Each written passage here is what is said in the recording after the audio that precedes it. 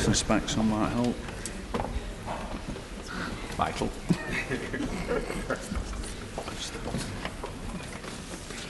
I would. Order, order. The sitting is resumed.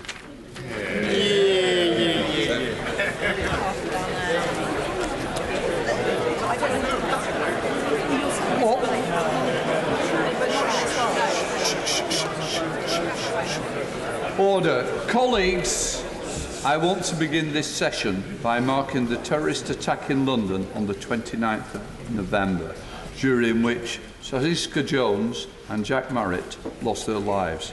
I am sure the whole House will join me in sending our condolences to their families. Yeah. Order. The House has directed the Speaker to make a statement at the beginning of each session about the duties and responsibilities of honourable members. I begin by reminding honourable members of their duty to observe the code of conduct agreed by the House and to behave with civility and fairness in all their dealings. We all have duties to our constituents, but we are also part of a wider parliamentary community. I consider it essential that all honourable members, both new and returning, undertake the Valuing Everyone training. The Behaviour Code applies to members as it applies to others who visit or work in Parliament and provides clear guidance. Unacceptable behaviour will be dealt with seriously with independently and effective sanctions. The House asserts its privilege of freedom of speech. It is there to ensure that our constituents can be represented by us without fear or favour. It is in the obligation upon us all to exercise that privilege and responsibility. Members must be mindful of the impact of what they say, not only on other members, but on others who follow our proceedings. And members should be heard courteously, whatever their views. That privilege is enjoyed by members of Parliament only in their work in this House. As private individuals, we are equal under the law with those whom we represent. Parliament should be open to those whom it represents. We should seek to explain its work to those who elect us and to make them welcome here. The security of this building and those who work and visit here depends upon all of us. We have a duty to be vigilant and to assist those whose job it is to maintain this place as a safer place of work. Before moving the first business of the new Parliament, I would like to express my very best wishes to all honourable members, those newly elected and those returning, and all who work within this House. Yeah. Not at this stage. No, absolutely not. Sorry, folks. Leader of the House to move a motion on the temporary deputy speakers. Leader of the House. Thank you, Mr. Speaker. I beg to move that for the period up to the first sitting day following the election of the deputy speakers, under Standing Order number 2A, Sir Roger Gale be Chairman of Ways and Means, Sir George Howarth be First Deputy Chairman of Ways and Means, and Sir Gary Streeter be Second Deputy Chairman of Ways and Means. The question is that for this period, up until the first sitting following the election of the Deputy Speakers under Standing Order number 2A, Sir Roger Gale be Chairman of Ways and Means, Sir George Howarth be the First Deputy Chairman of Ways and Means, and Sir Gary Streeter to be the Second Deputy Chairman of Ways and Means. As many of that opinion say aye. Aye. If the contrary no, I think the ayes have it. The ayes have it. The question is that for the period up to the first sitting day following the election of the Deputy Speakers under Standing Order number... Don't let me straight to the way that. Still on, it's doubled up. Before calling the Minister to move the next motion, which relates to the presentation of the European Withdrawal Agreement Bill and the sitting of the House tomorrow, I want to make a short statement. Substantive motions may be moved without notice, only with the sanction of the Chair and with the concurrence of the House. I am exceptionally allowing this motion to be moved only for 4 reasons, which are unlikely to apply to other motions without notice. First, I am satisfied that there has been proper engagement through the usual channels and with other parties about the contents of the motion. Second, Informal notice of the motion has been given by means of inclusion in the Chamber's information note. Third, it offers the House a choice between a sitting tomorrow and a sitting on Monday if the motion was not agreed to. Fourth, the motion enables the House to see the contents of the bill to be debated earlier than otherwise would have been possible. I now call the Leader of the House to move the motion. Thank you, Mr. Speaker, for allowing this motion. I beg to move that 1. Notwithstanding the provisions of Standing Order number 57 and the practice of this House, at this day's sitting a Minister of the Crown may, without notice, present the European Union Withdrawal Agreement Bill, and 2. This House shall sit on Friday the 20th of December 2019. Subject to the House agreeing this motion, I shall make a business statement this evening following the debate on the Queen's speech. Thank you, Mr. Speaker, and welcome back. Can I say and agree with you that it is a highly unusual motion, and I'm pleased that the business managers have agreed this motion, that we can sit tomorrow, and that the bill will be published and it will be scrutinised by Her Majesty's opposition, so that we look at it in the best interests of the United Kingdom of Great Britain and Northern Ireland, and on that basis we support the motion. Much, Mr. Deputy Speaker, and Mr. Speaker even. Sorry about that. Old habits die hard, Mr. Speaker. I resign.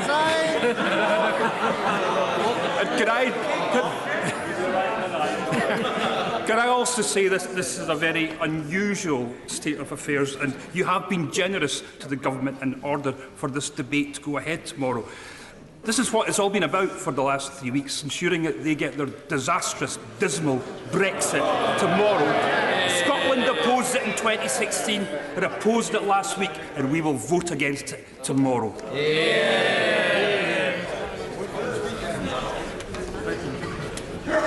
Notwithstanding the provisions of Standing Order number 57 and the practice of the House at this day's sitting may, without notice, present the European Withdrawal Bill, and that this House shall sit on Friday the 20th of December 2019.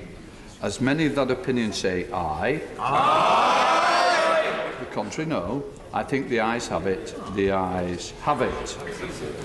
And just to say for the record, I did negotiate to ensure that we weren't coming back after Friday. Right. I wanted the House to be in the right place, and I think that was part of my duty.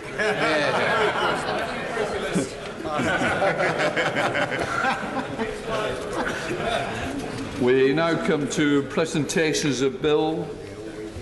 State Stephen Bartlett. Nods. Brilliant. European Union Withdrawal Agreement Bill. Second reading what day? Tomorrow. Tomorrow.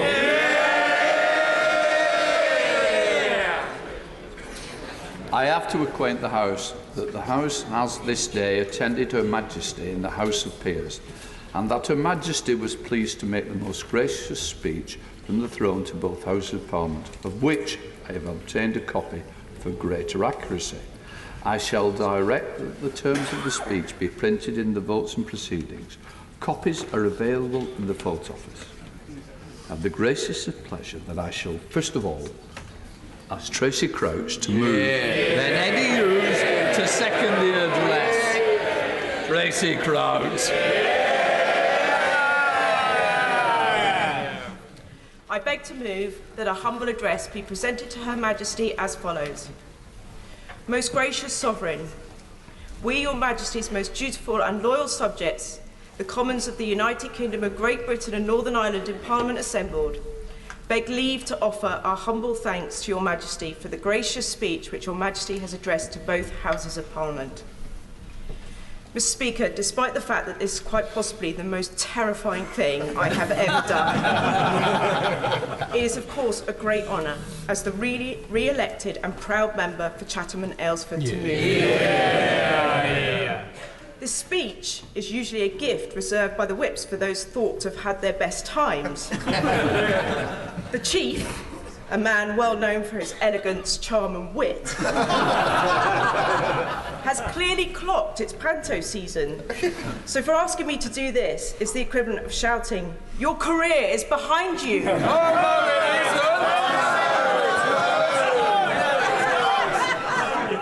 Mr. Speaker, I think we could do a bit better than that. And frankly,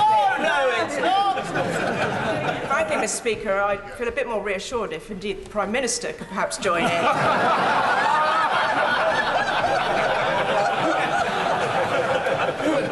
So, if I may, the Chief, a man well known for his elegance, charm, and wit, has clearly clocked it is panto season. For asking me to do this is the equivalent of shouting, "Your career is behind you." Oh, no, it's not!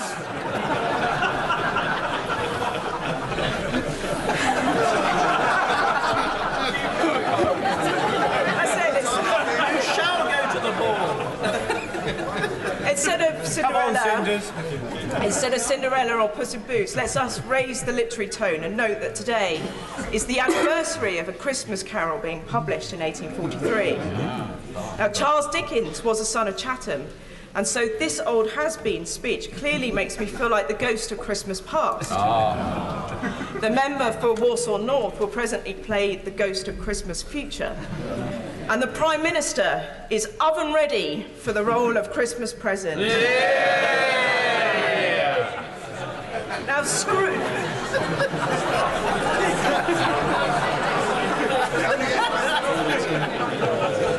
Scrooge would have been brilliantly played by the former Chancellor, Philip Hammond.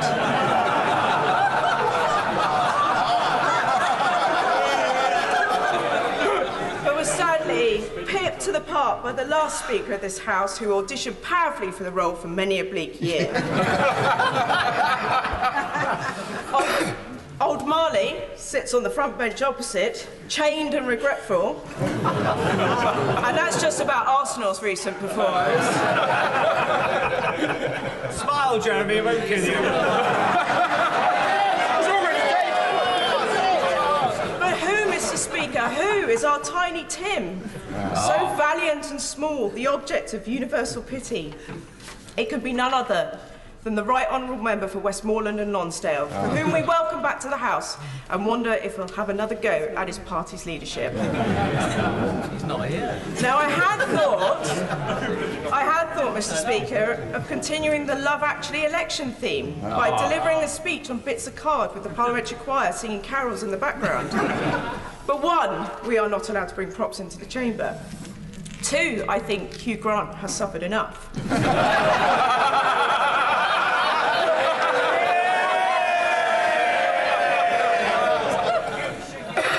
And three, it would be simply impossible to fit all the names of the new Conservative intake.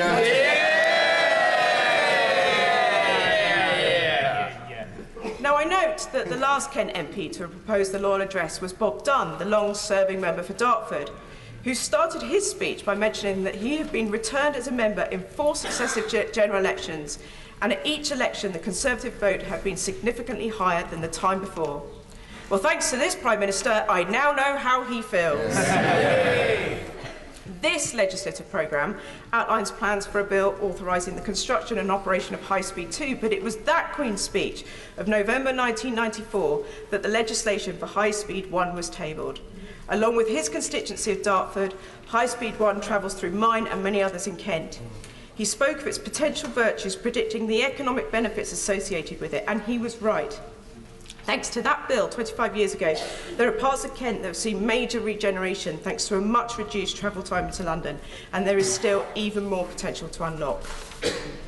Now, I'm privileged to be the member for Chatham and Aylesford, a diverse constituency with a strong naval history. A friend and mentor of mine, the member for North Thanet, mentioned to me earlier this week that he's now the only Kent MP to have been serving while the Chatham Dockyard was still operational. But then rumour has it he's also the only Kent MP to have been here when the last Thanet MP proposed the Queen's speech in 1937.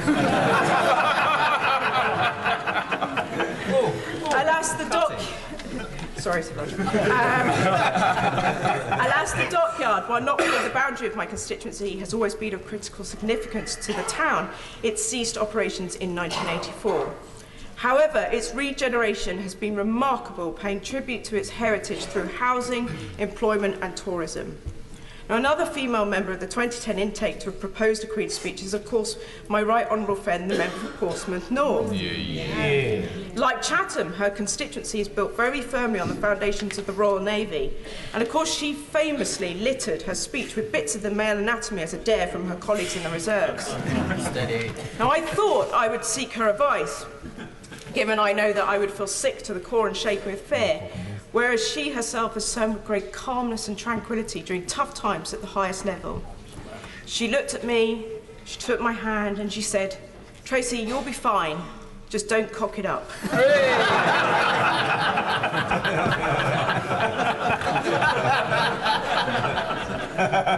Now, I note that the last humble address to take place after a December election was proposed by Mr. Reginald Mitchell-Banks from Swindon.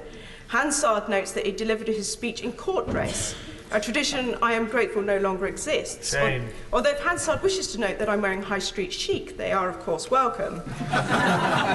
Mr. Banks spoke of the importance of trading with our friends abroad, and of course the bonds of commerce and enterprise between the United Kingdom and those countries both near and far have only strengthened since. The famous Watling Street, a trading route used by ancient Britons, Vikings, Saxons and Romans, runs through Chatham, and it was on that road that famous battles were fought against Roman invaders. But I'm delighted to say that things have changed, and it's on that road today, now known as the A2, along with the M20 running through Aylesford, that goods come and go from the port of Dover, which, as the Foreign Secretary now knows, is a rather important trading point.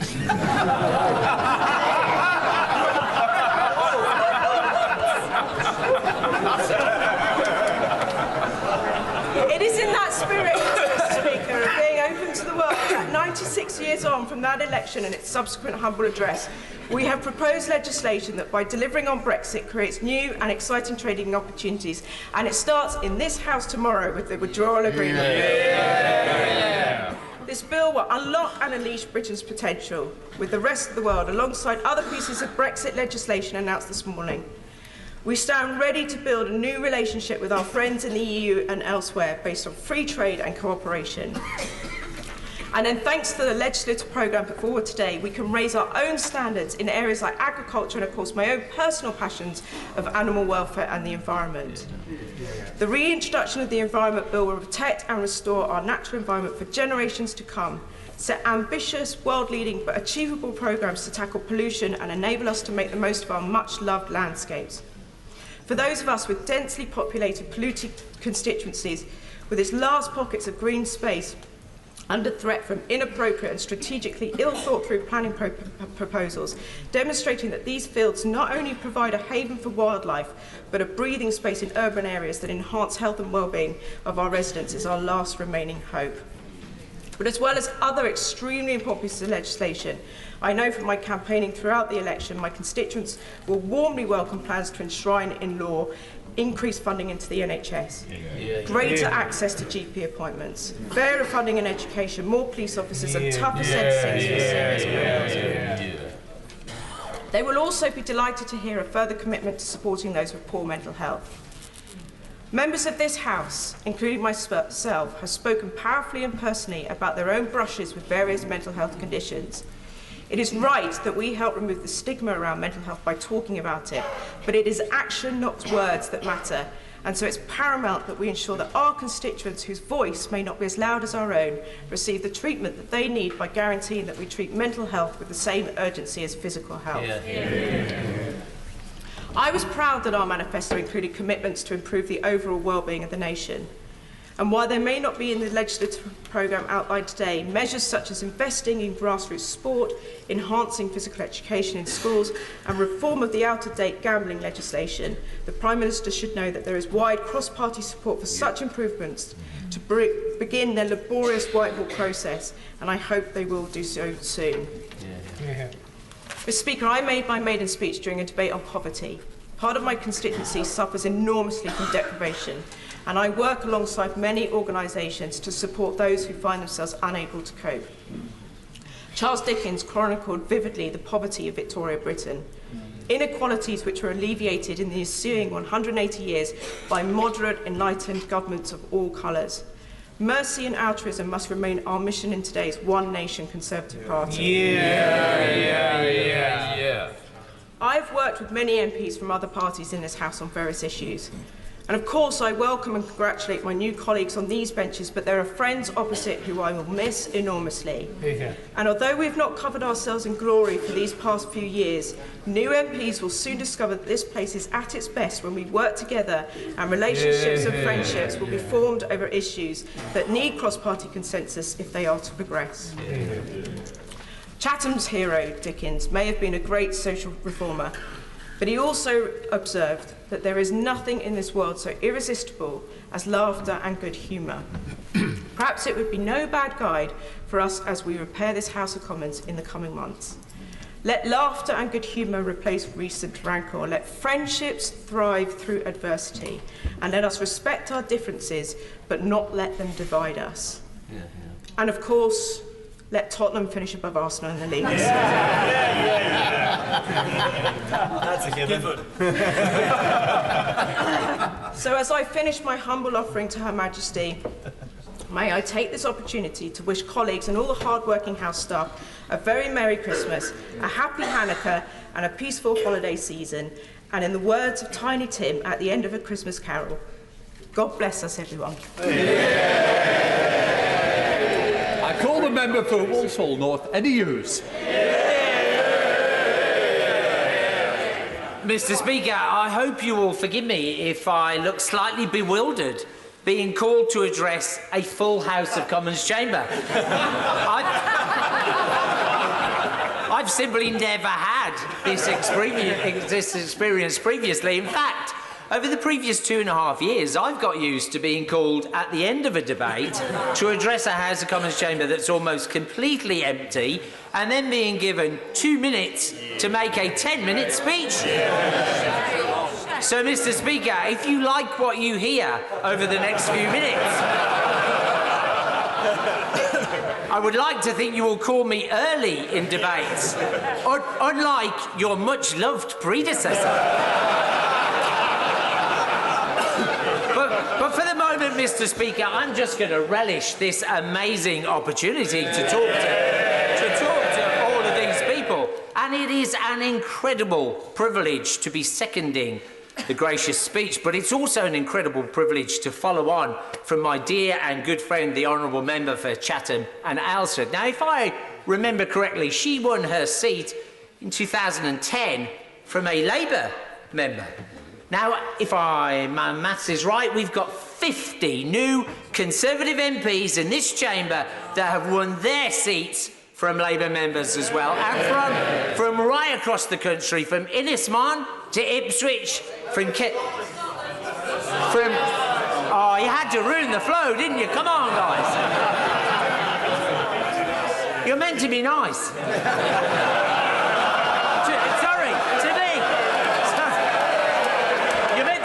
To me, I meant.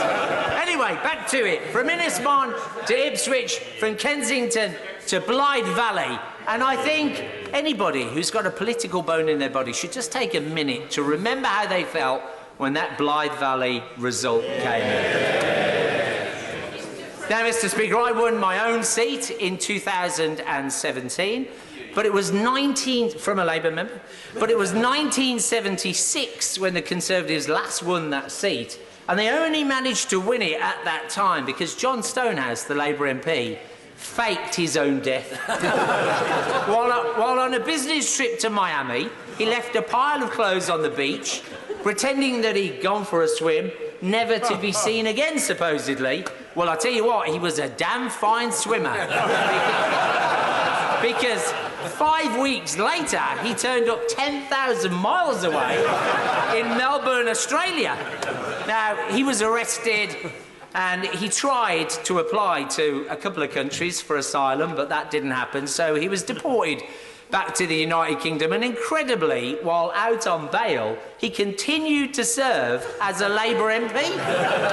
Now, I'm not sure, but I don't think the Right Honourable Member for Witham, the Home Secretary, would allow such leniency these days. But I did find it amusing when I read a line on Wikipedia that said, the Labour Party were unhappy with this situation, but chose not to expel him. That sounds like a familiar theme these days, I think. Anyway, for those of us to a 2017 MPs, this has felt like a very precarious innings, like we're never more than 5 weeks away from a general election. So I was getting a bit concerned because my predecessor in terms of Conservative MPs, who is now Baron Hodgson of Abbott's Astley, I think, hopefully Hansard will correct that if I got it wrong, he managed to serve 910 days as the MP for Walsall North. Now, when Parliament was dissolved on the 5th of November, I'd served 881 days. I know, thank you for playing your part. So I knew I had to win that election. I had to beat the Baron.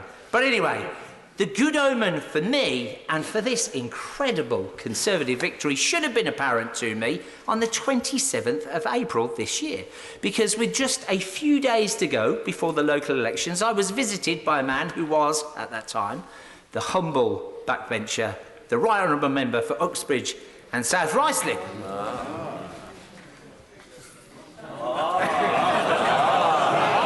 He wasn't the Prime Minister then. Anyway, to the House, the blonde bombshell was unleashed on the unsuspecting people of Bloxwich, and the result was truly magnificent to behold. Everybody who asked for a selfie was greeted with a beaming smile and an occasional tussle of those famous blonde locks. And when our tour reached its inevitable destination, the Bloxwich Showman, the future Prime Minister obviously pulled a pint of Thatcher's Gold. Now, I know what you're thinking, Mr. Speaker. You're thinking, so what? What was the consequence of this great visit? Well, the consequence for me was that in those local elections a few days later, we won 2 more council wards against the national trend, and for the first time ever, the Conservatives took control. First time in 20 years, the Conservatives took control of Walsall Council outright. Yeah. Now, that shouldn't have been a surprise, maybe, because over the past 3 years, we've had a blue-collar revolution. Yeah. The working people, the working class of Britain have sent 2 shock results to Westminster. And who led both of those campaigns? One man who completely understands that actually what the public want, what ordinary working people want, is a government that will stay out of their way, but will ensure they have safe streets, a good standard of education for their children, and a great national health service when they need it. We now have a government and a Prime Minister that understands that and will deliver. Yeah. People lent us their vote in this election. We cannot let them down. We must not let them down. We will not let them down. Yeah. But Mr. Speaker, I think you know the answer to this question. What is the first priority for this country? Oh, you're supposed to say get Brexit done. Anyway, get Brexit done. Indeed, Mr. Speaker, in an interview immediately after the election result, I think I heard the Right Honourable Member for Hayes and Hollington, the Shadow Chancellor, say that he now understood that the public wanted to get Brexit done, but the Labour hadn't been listening. Now, in my constituency of Walsall North, 74% of people who voted in that referendum voted to leave. But that wasn't the interesting thing for me during the general election. When I was telephone canvassing, I spoke to lifelong Lib Dem voters who had voted Remain in the referendum, but were now voting Conservative because they said they were real Democrats. Yeah. They knew how important it was for this country to deliver on the result of that referendum. Yeah. But Mr. Speaker, Walsall North is like many of the constituencies we've just won. It's among the most deprived constituencies in the country. But now we have a Prime Minister who completely understands that although ability is equally distributed across the country, opportunity is not. Yeah. And that's why we're going to transform further education system by investing in a huge new rebuild programme worth £1.8 billion. But investment in infrastructure is also incredibly important. There are towns like mine, Willenhall, where the manufacturing base has been decreased over recent years. So I was delighted to work with the Mayor of the West Midlands and secure the money for a new train station for Willenhall, because that train station will be a lifeline for that town. It will allow the people of Willenhall to travel to Birmingham or to Wolverhampton more easily for job opportunities or for education opportunities. But it will also allow people to travel in to Willenhall. So if we can continue to remediate those old industrial sites, we automatically free up new opportunities. And I'm imagining a time where we've got a robotic factory in Willenhall making goods that would otherwise be brought over from the other side of the world, therefore also reducing our carbon footprint. But, Mr. Speaker, I know what you're thinking. You're thinking, what about the I'm going to look on the camera to see who said that. That's not what you were thinking, Mr. Speaker. I know you. You were thinking, what about the NHS? Is it safe in this Conservative government's hands? Mr. Speaker, let me tell you, it certainly is in Walsall North, because thanks to the Health Secretary, I've got £36 million for a new A&E department, which is going to increase capacity as well as improving conditions for staff and patients alike. What about the rest of the country, though? I don't know where to begin. 50,000 extra nurses. Thank you. 50 million extra GP practice appointments per year and 40 new hospitals. But what about the future of our great nation, Mr. Speaker? Well, I'm delighted to read that this Conservative government, by the end of this Parliament, will be investing a stonking £3.2 billion a year in research and development. Although I completely agree with the Honourable Member for Harborough, who said we simply cannot continue to have half of that money spent in just 3 cities, London, Oxford and Cambridge. We need to spread that throughout the country. So, Mr. Speaker, from my personal point of view, it certainly looks like the country's future, the future of the whole United Kingdom, is incredibly bright with this Conservative government. And so as we look to 2020 with a newfound spirit of optimism and ambition, it is my privilege, on behalf of the great people of the Black Country, to commend this gracious speech to the House.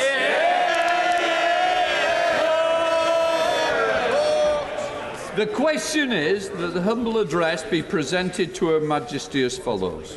Most gracious Sovereign, we, Your Majesty's more dutiful and loyal subjects, the Commons of the United Kingdom of Great Britain and Northern Ireland, in Parliament assembled, beg leave to offer our humble thanks to Your Majesty for the gracious speech which Your Majesty has addressed to both Houses of Parliament. I now call the Right Honourable Jeremy Corbyn. Thank you, Mr. Speaker. It's the tradition at the beginning of each session of Parliament to commemorate former members of the House who have died. And it's only been 2 months since the last state opening, but in that time, sadly, we've lost our great friend Frank Dobson, former MP for Holborn and St Pancras. Frank was a very, very committed Health Secretary from 97 to 99, who began the rebuilding of our National Health Service after being so disgracefully run down by the Conservative government at that time. He was always an incredibly friendly face, always full of anecdotes and jokes that I can't repeat here, and he'll be greatly missed by all of us on this side of the House, and I suspect many others who knew him as a thoroughly decent Member of Parliament who was very committed to his constituents and to the cause of good housing across the country. We've also lost David Lambie at the magnificent age of 94. David was the Labour MP from 1970 to 1992, and I knew him very well as a very committed peace campaigner. On Tuesday, Mr. Speaker, the Prime Minister and I both remembered Saskia Jones and Jack Merritt, the wonderful young friends who died in the appalling terror attack in the Fishmongers' Hall. And it's right that, again, we pay tribute to them today for the way in which they lost their lives and the message they left behind. I'd like to take this opportunity to welcome all new members to the House, on both sides of the House, because being a member of Parliament is a massive achievement, it's a massive honour, and I would have thought in witnessing our opening proceedings today, many must think, what on earth have I taken on? Is the pantomime season has come very early this year. But I think that, yeah, look behind you.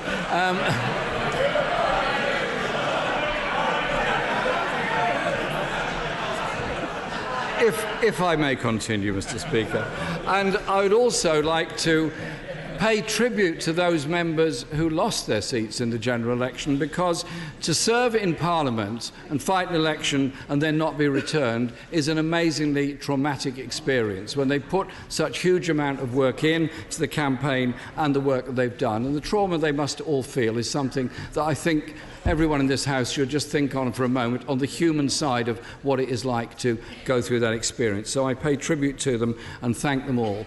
I won't mention all the names, but one I want to particularly draw, well, if I could just commemorate and thank the amazing work and presence that Dennis Skinner has been in this Parliament through all the years that he was an MP.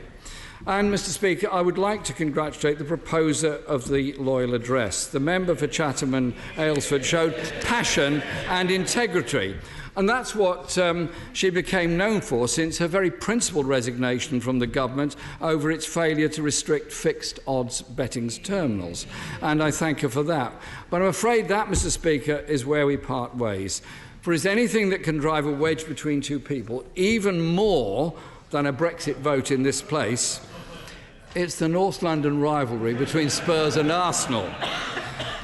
These things may seem trivial, but some, as the great Bill Shankly once said, put it this way: some people say football is a matter of life and death.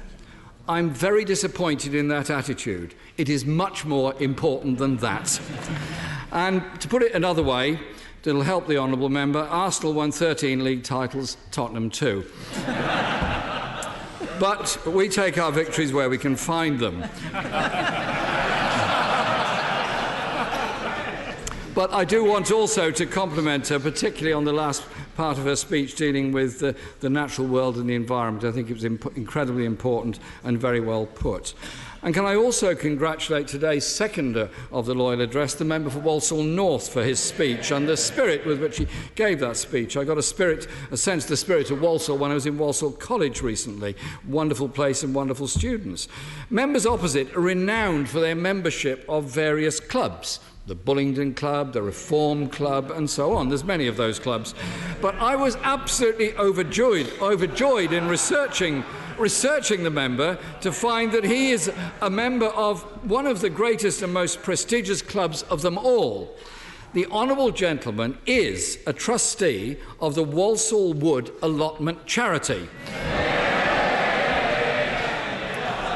which is a fantastic honour. I'm sure everyone will agree.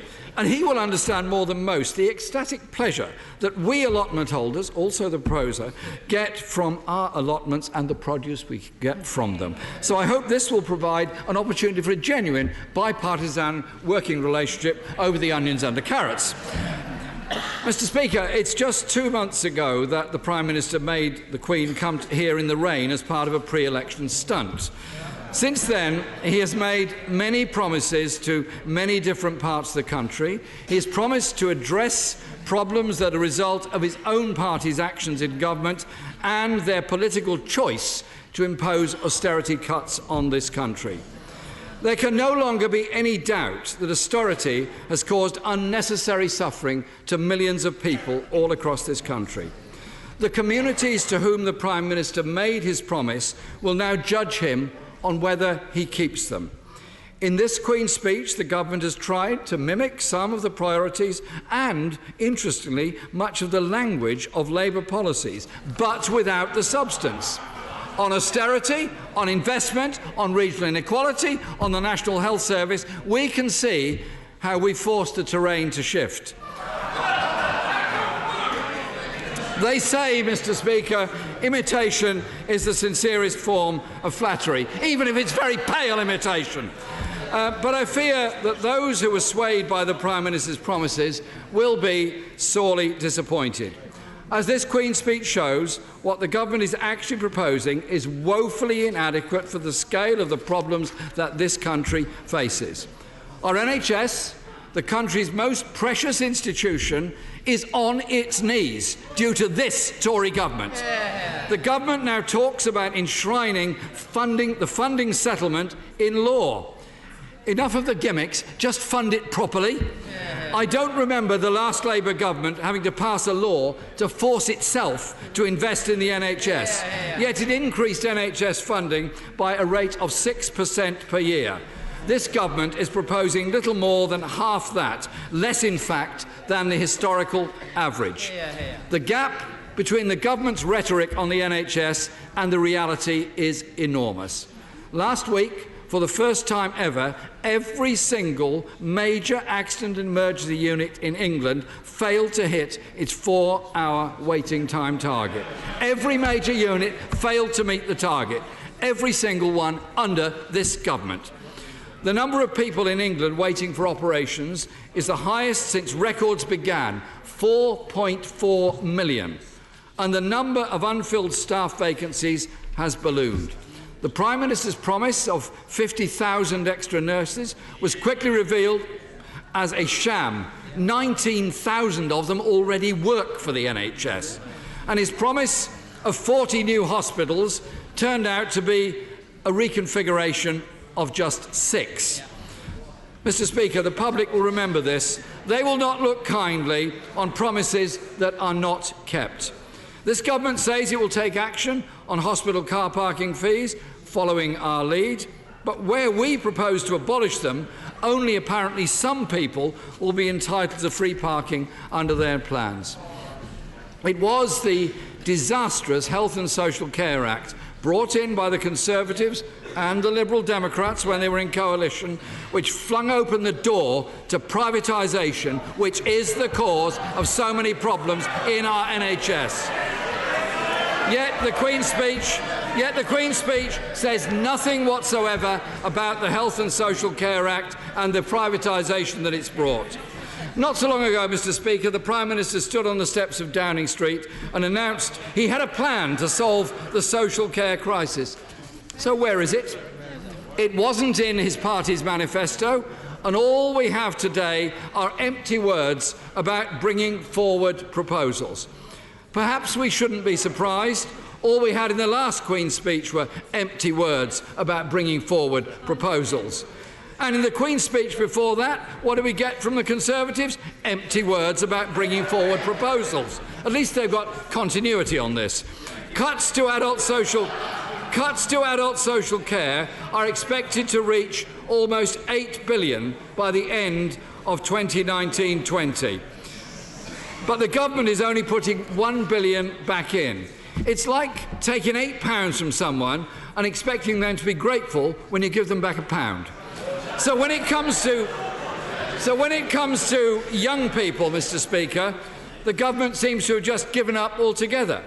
This is yet another Queen's speech that's miserably weak on education, nothing for early years, nothing for colleges, nothing for universities. The government clearly has not heard the anxious cry of parents and teachers about school funding, overcrowded and unqualified teachers. The funding promised for schools will still leave them hundreds of millions of pounds worse off in real terms than they were in 2010.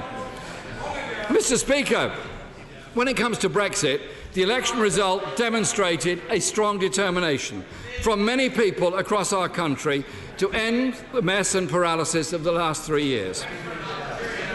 We understand that people are desperate to move on. That does not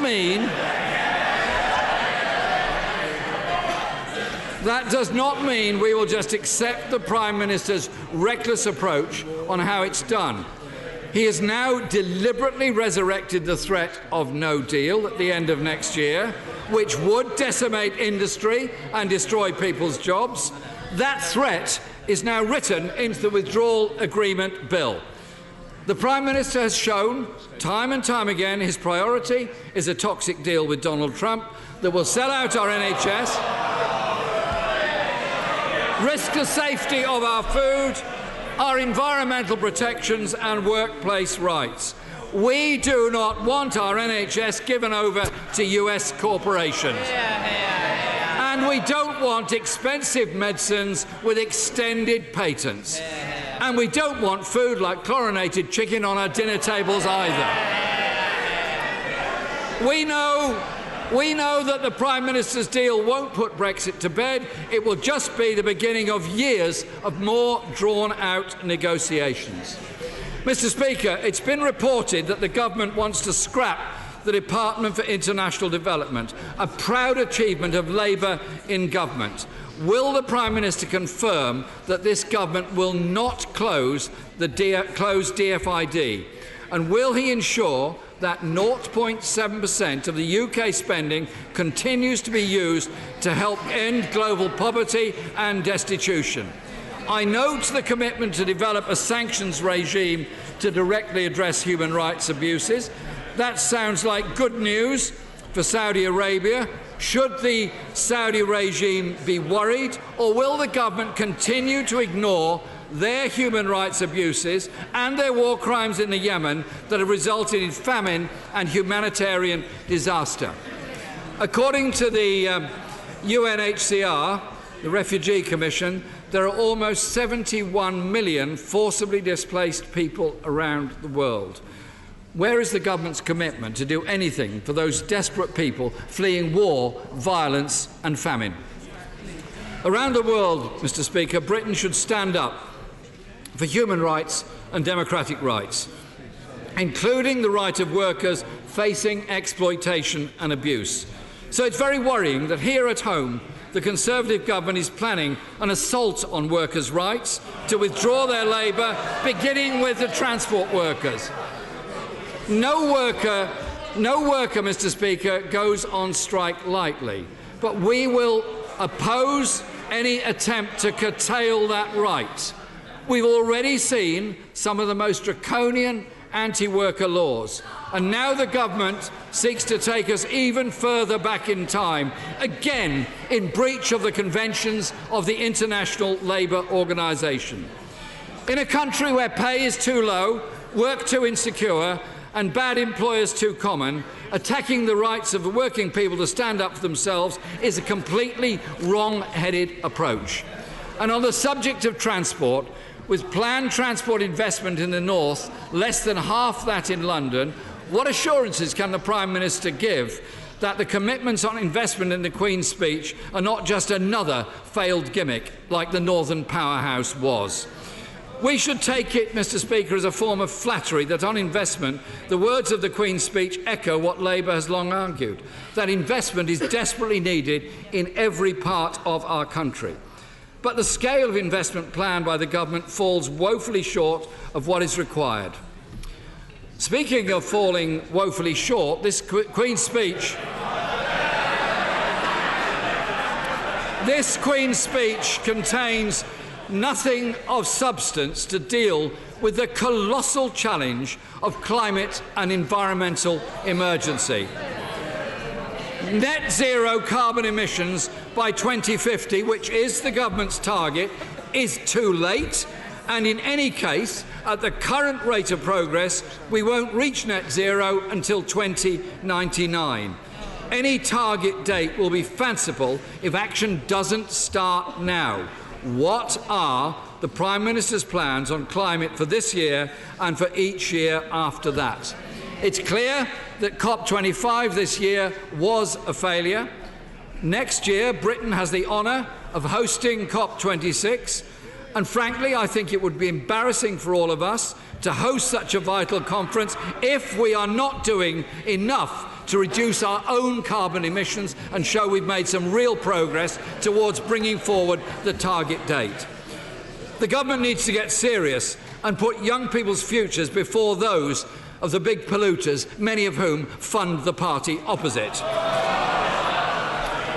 Mr. Speaker, this Christmas, thousands of people will be sleeping rough on the streets, thanks to this government and its housing policy. Rough sleeping has doubled under the watch of the Conservative Party in government.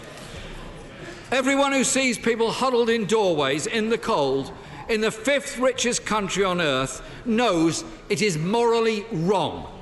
Shelter says that 280,000 people will be homeless on Christmas Day in England alone, either rough sleeping or living in temporary housing or hostels.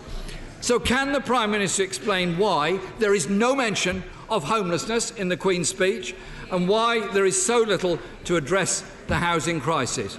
Could it be because he doesn't want to upset the billionaire landlords who back his party? The Prime Minister has used Labour's idea of offering discounted homes to first-time buyers. It's OK, it's more flattery, but let's see the substance of it. What reassurance can he provide that this won't go the same way as the failed Starter Homes programme?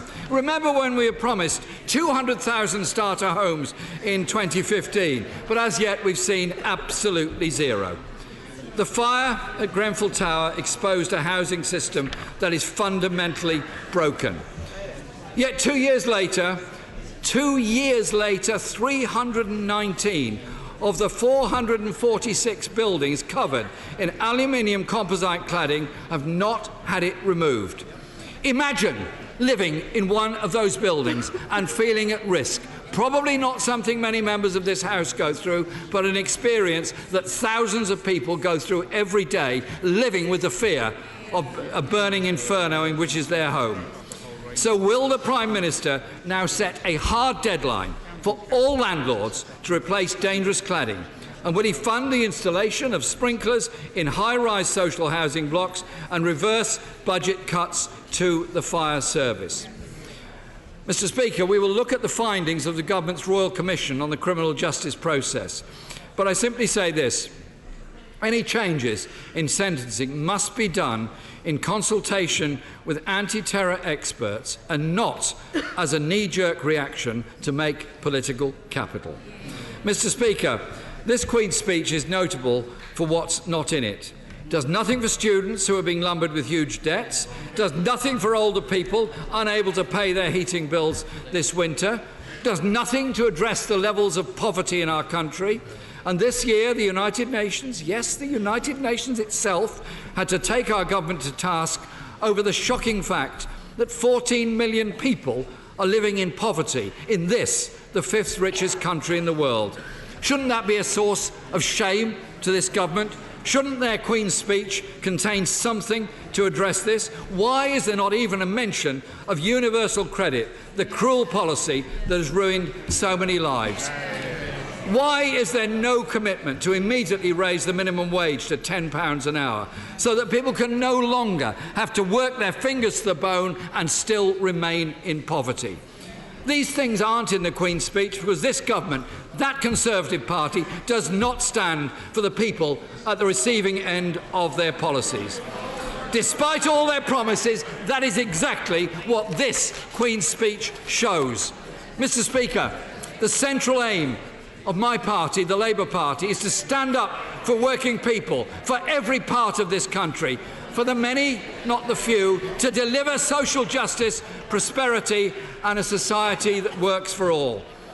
As this government ploughs ahead with its programme of gimmicks and false promises, we will be holding them to account every step of the way and campaigning inside and outside Parliament and across this country for the real change that this government sadly will not deliver, but that our country so desperately needs.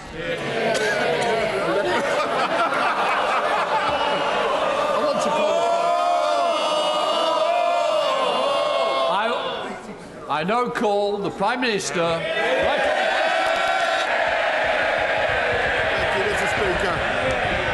you, Mr. Speaker. This is the moment to repay the trust of those who sent us here by delivering on the people's priorities with the most radical Queen's speech for a generation. And if there was one resounding lesson of this election campaign, one message I heard in every corner of these islands: it's not just that the British people want their government to get Brexit done, though they do.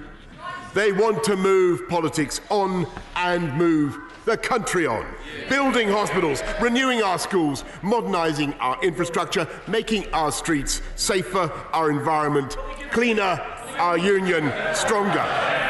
And this Queen's speech of this people's government sets in motion a vast interlocking programme to unite and level up across the whole United Kingdom and unleash the potential of all our people. This one nation government will enshrine in law record funding for our NHS, take back control of our borders with a wholly new immigration system, toughen our criminal justice system with longer sentences for the most dangerous offenders, double investment in basic science research, and protect our environment with a bill so ambitious and so vast that there is no environmentally friendly way of printing it off. And Mr. Speaker, this is not a programme for 1 year or one parliament. It is a blueprint for the future of Britain. Just imagine where this country could be in 10 years' time. Trade deals across the world, creating jobs across the UK. 40 new hospitals, great schools in every community, and the biggest transformation of our infrastructure since the Victorian age. British scientists using new gene therapies to cure the incurable, the hitherto incurable, and leading the dawn of a new age of electric vehicles, not just cars, but planes, pioneering solutions to the challenge of climate change. And I do not think it vainglorious or implausible to say that a new golden age for this United Kingdom is now within reach. And in spite of the scoffing, in spite of the negativity, in spite of the scepticism that you will hear from the other side, we will work flat out to deliver it. Mr. Speaker,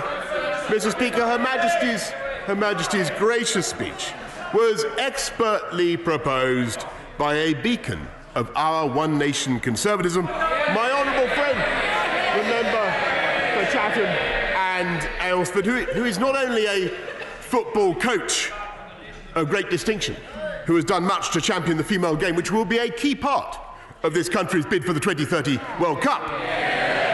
But she is so personally skilled at the game, with what has been described by her adversaries as a take no prisoners style, that according to the Daily Telegraph, and if you can't believe the Daily Telegraph, Mr. Speaker, what can you believe?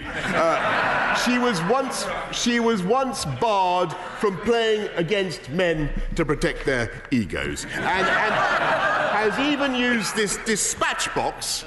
For an impromptu game of kicking up. He uses this dispatch box as a goal mouth, Mr. Speaker, in what was probably one of the less shocking innovations tolerated by the previous Speaker. My honourable friend has also done pioneering work on tackling loneliness, improving dementia care, and curbing the harms, as we've heard, inflicted by gambling and alcohol, and is so dedicated to her job that she's regularly brought her son Freddie into the lobbies, so reducing the voting age to about 6 months. And Chatham's great parliamentary sketchwriter, Charles Dickens himself, would confirm that her speech was in the very finest traditions of this House. She was followed with great style by my honourable friend, the member for Walsall North, when he addressed this House for the first time in 2017. He said, and I quote, "The good people of Walsall North have had to wait 41 years to hear a maiden speech from their MP.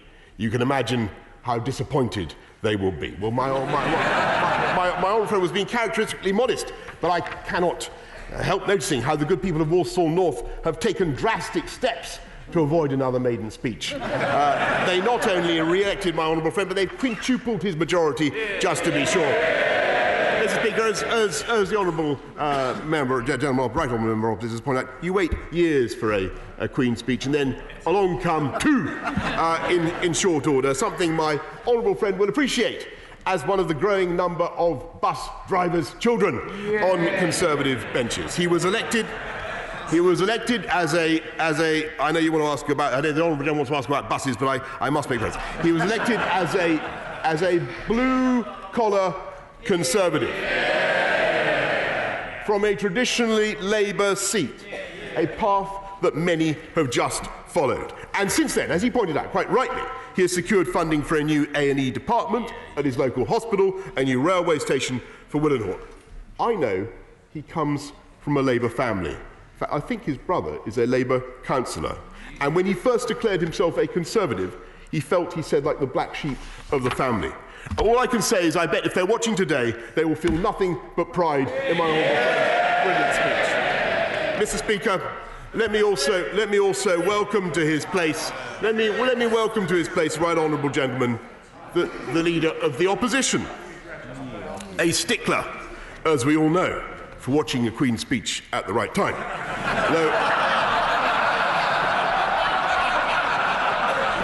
Though I don't know what he has against coronation chicken, Mr. Speaker. As our exchanges across these dispatch boxes come towards a close, alas, let me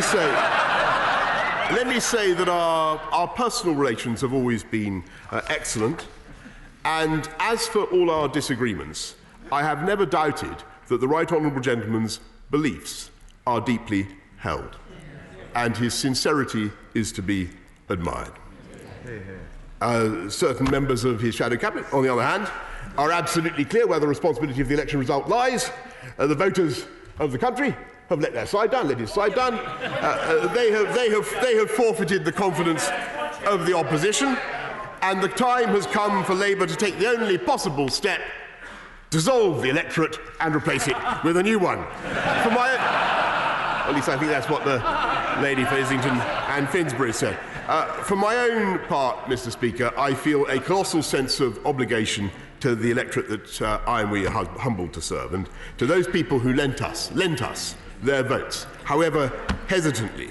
This government will now engage flat out on a programme of change for the better. Tomorrow is the day when we finally peel back the plastic wrapping about which you have heard so much, Mr. Speaker, and present our oven-ready deal, and it will go into the microwave as the withdrawal agreement. It works in both devices, this deal. Taking back control of our money, our borders, our laws, our trade, clearing the way for an overarching programme of national renewal. And above all, it is time to invest in that institution that gives the country its cohesion and even our national spirit. The simple and beautiful idea that whoever you are, the NHS is there for you when you fall sick. And as our NHS cares for us, so we will care for the NHS, delivering the biggest cash boost in a generation, and for the first time this Queen's speech guarantees a new funding settlement in law. And what will that pay for, Mr. Speaker? I hear you ask. The biggest hospital building programme in living memory, with 40 new hospitals, 50,000 more nurses and their bursaries, 6,000 more GPs, 50 million more GP appointments, and we will introduce an NHS visa, a new NHS visa, to fast-track talented staff from overseas. We will scrap those iniquitous hospital parking charges for all staff and vulnerable people, and we will guarantee dignity and fairness for everyone in their later years with a long-term and sustainable solution to social care. And indeed, I invite cross-party work on that solution in the spirit of cooperation that I think is supported by many, many members on both sides of this House. And, Mr. Speaker, while many of these measures were indeed foreshadowed in the last Queen's speech, fortified by our new mandate, we will go even further. We will give millions of tenants greater rights over their rented homes, abolishing no-fault evictions. We will help millions of commuters whose lives are made miserable by strike action, by imposing minimum service agreements. On that, I'm happy to give way. If he's opposed to helping struggling commuters, and I'm delighted to hear from him. Go on. Earlier on, he used the slogan "People's Parliament," but the people of Scotland rejected his government. And if he really believes in the people, isn't it right the people of Scotland should have their say in a referendum? Mr. Speaker, I think it was Nicola Sturgeon herself who said that the referendum in 2014 was a once-in-a-generation event. And I don't know about you, Mr. Speaker, but I feel that the Scottish Nationalist Party should concentrate more on delivering on the domestic priorities of the people of Scotland and rather less on breaking up our United Kingdom. We will abolish. I believe, Mr. Speaker, that if I gave way to the honourable gentleman, I'd be forced to repeat the point I've just made. We will abolish the threat of no-fault evictions, and we will take forward our plans to rejuvenate and, in some cases, and in many cases, Mr. Speaker, to revolutionise the infrastructure of Britain, including Northern Powerhouse Rail. We will remedy the scandal that Leeds is the largest city in Western Europe without a light rail or a metro. We are dramatically improving local bus services, levelling up across the country to the standards set in London, at least as they were set under the previous mayor. And we are investing nearly £30 billion in our road network, including upgrading the A66 to the first continuous dual carriageway across the Pennines since the 1970s. And above all, this one nation government will strengthen our United Kingdom of England, Scotland, Wales and Northern Ireland, the most successful union in history, and a sacred inheritance that this Parliament will never allow anyone to rip up or rend asunder. And we will stand by one of the greatest international symbols of British courage and daring, our armed forces. The men and women who sacrifice so much to safeguard our way of life. We will protect our protectors from unfair and vexatious legal claims which undermine their morale and confidence. And we will spare no effort in addressing the profound concerns of millions about the state of our criminal justice system, with the first Royal Commission for almost 30 years. And action now to impose tougher sentences on the most serious offenders. And if the honourable lady opposite actually wants to contest the need for tougher sentences for serious offenders, I'm happy to hear her view. I'm very grateful to the Prime Minister for giving way. I'd like to ask him, in the Queen's speech there was mention of a sentencing bill. Will this include provision for increasing the sentence for death by dangerous driving from 14 years to life imprisonment? And if it won't, is the government open to accepting an amendment? The honourable lady makes an important and valid point, and I have no doubt that she reflects the concerns of her constituents, and we will certainly be looking at what we can do to make sure that people who are guilty of dangerous driving do receive the penalties that they deserve. And I know that the Home Secretary will listen very carefully to what she has said. We will end the dangerous practice of early release of terrorists. But our reforms will only stand the test of time if our system of government here at Westminster meets the challenge of a new era. The steady erosion of faith in politics has poisoned our public life, and so we will establish a Constitution, Democracy and Rights Commission to recommend proposals to restore trust in our institutions and our democracy. And, as a first step, we will repeal the Fixed Term Parliament Act, so that never again can we have the ludicrous spectacle of an opposition party trying to defy the will of a majority of the House and run away from a general election. And we will do everything in our powers. To restore devolved government in Stormont so that Northern Ireland is once again ruled by its own elected representatives. And when it comes to standing by our friends, on the Northern Ireland, of course. I thank the Prime Minister for giving way, and of course we all look forward to devolved government being re-established in Northern Ireland fairly and equitably for all. Will the Prime Minister make good on his commitment for a golden age of all of the United Kingdom by ensuring that he makes good on the promises made for bus building in Northern Ireland and for infrastructure in Northern Ireland, so as we can all enjoy the golden age of infrastructure and build the Boris Bridge, not just the Boris bus? Well, I'm grateful to the honourable gentleman, and I think he can certainly be assured of my commitment to ensuring that beautiful buses continue to be built in Ballymena. And I will do everything we can to make sure that continues to be the case. As for his desire for a bridge to connect the two biggest isles in the British Isles, all I can say it is a very interesting idea.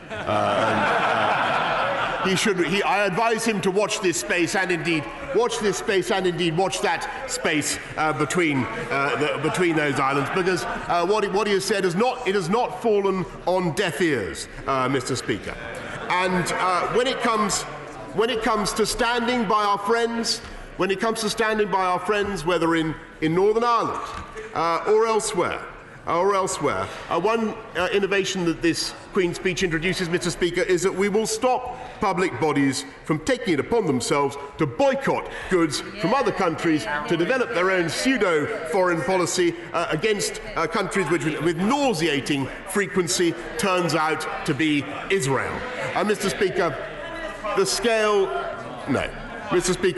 the scale of our programme is matched only by the sense of responsibility that falls upon us now, upon all of us now who have been elected. And again, I congratulate all new members, but a huge responsibility falls upon all of us now to redeem and to repay the trust of the British people. And I say to the people of this country, we owe you.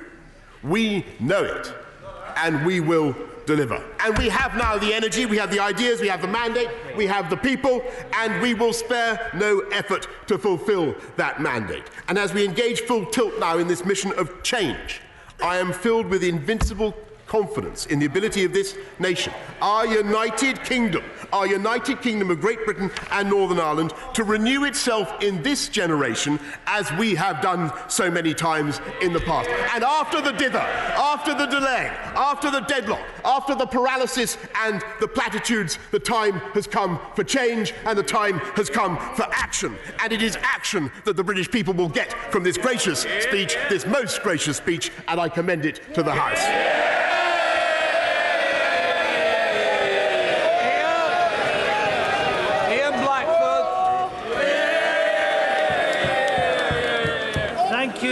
Mr. Speaker, and I hope before... Message to Scotland, One nation, Tories. One nation, Tories. Together, just out there. Can people now leave quietly for those who are leaving? We will try again. Ian Blackford. Thank you, Mr. Speaker. There was absolutely nothing in that address from the Prime Minister for the people of Scotland, and I hope for people that were watching and listening back home that it was led by the announcement, this is not for viewers and listeners in Scotland. Mr. Speaker, let me congratulate the member for Chatham and Aylesford and for Walsall North for their addresses this afternoon. And you know, when I was listening to all the stories about Christmas Carol, of course we didn't hear from what member of the Conservative front bench would be playing Scrooge. And I must say to the honourable member for Walsall North, I know he's a great football fan. I thought he would perhaps mention Aston Villa. I know they're not having the best of times, but I hope he's enjoying watching John McGinn that we gifted from Hibernian to him last year. Mr. Speaker, this morning Scotland's First Minister Nicola Sturgeon has written to the Prime Minister to demand the transfer of legal powers to the Scottish Government to hold a second independence referendum under Section 30 of the Scotland Act.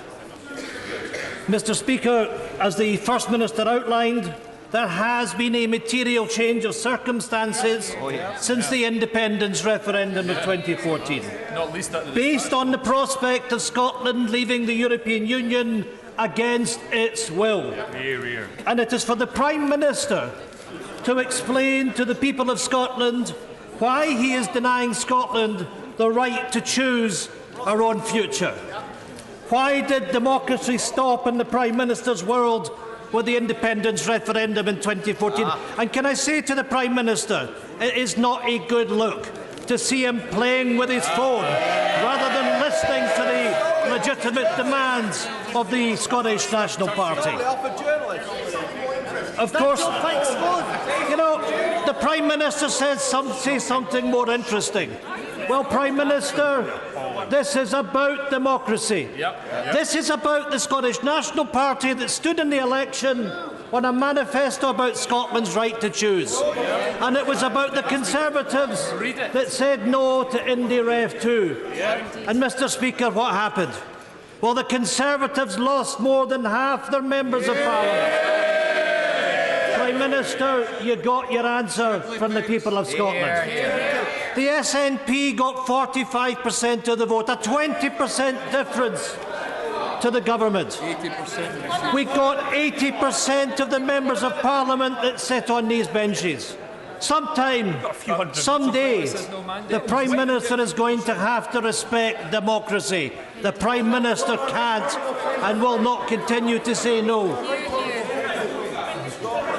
Grateful to my right honourable friend for giving way. The Prime Minister says that looking at his phone is more interesting than hearing what Scotland needs. Doesn't that tell you everything?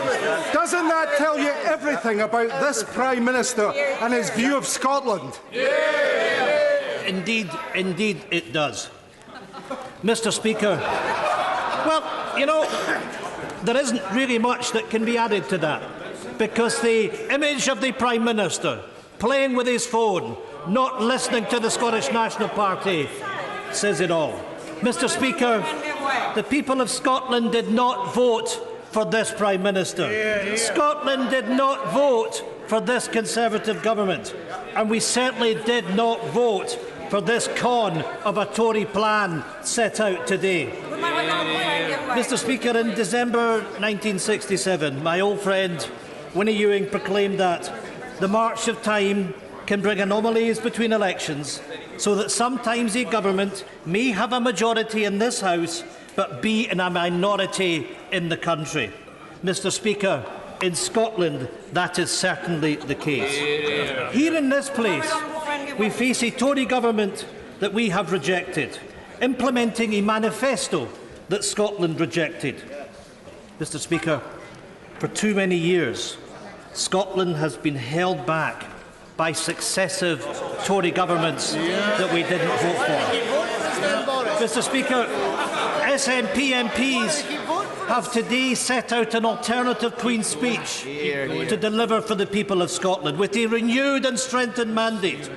Our expanded SNP team will focus on our priorities, on Scotland's priorities, on stopping Brexit and protecting Scotland's NHS from any grubby Trump trade deal, on dealing with the climate emergency and once and for all putting to an end Tory austerity.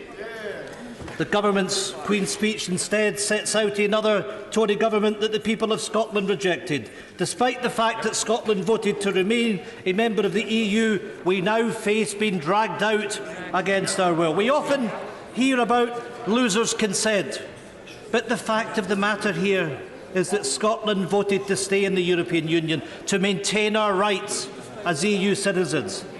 This Conservative government does not have the consent of the people of Scotland, does not have the consent of the Scottish Parliament or our government to take Scotland out of the European Union.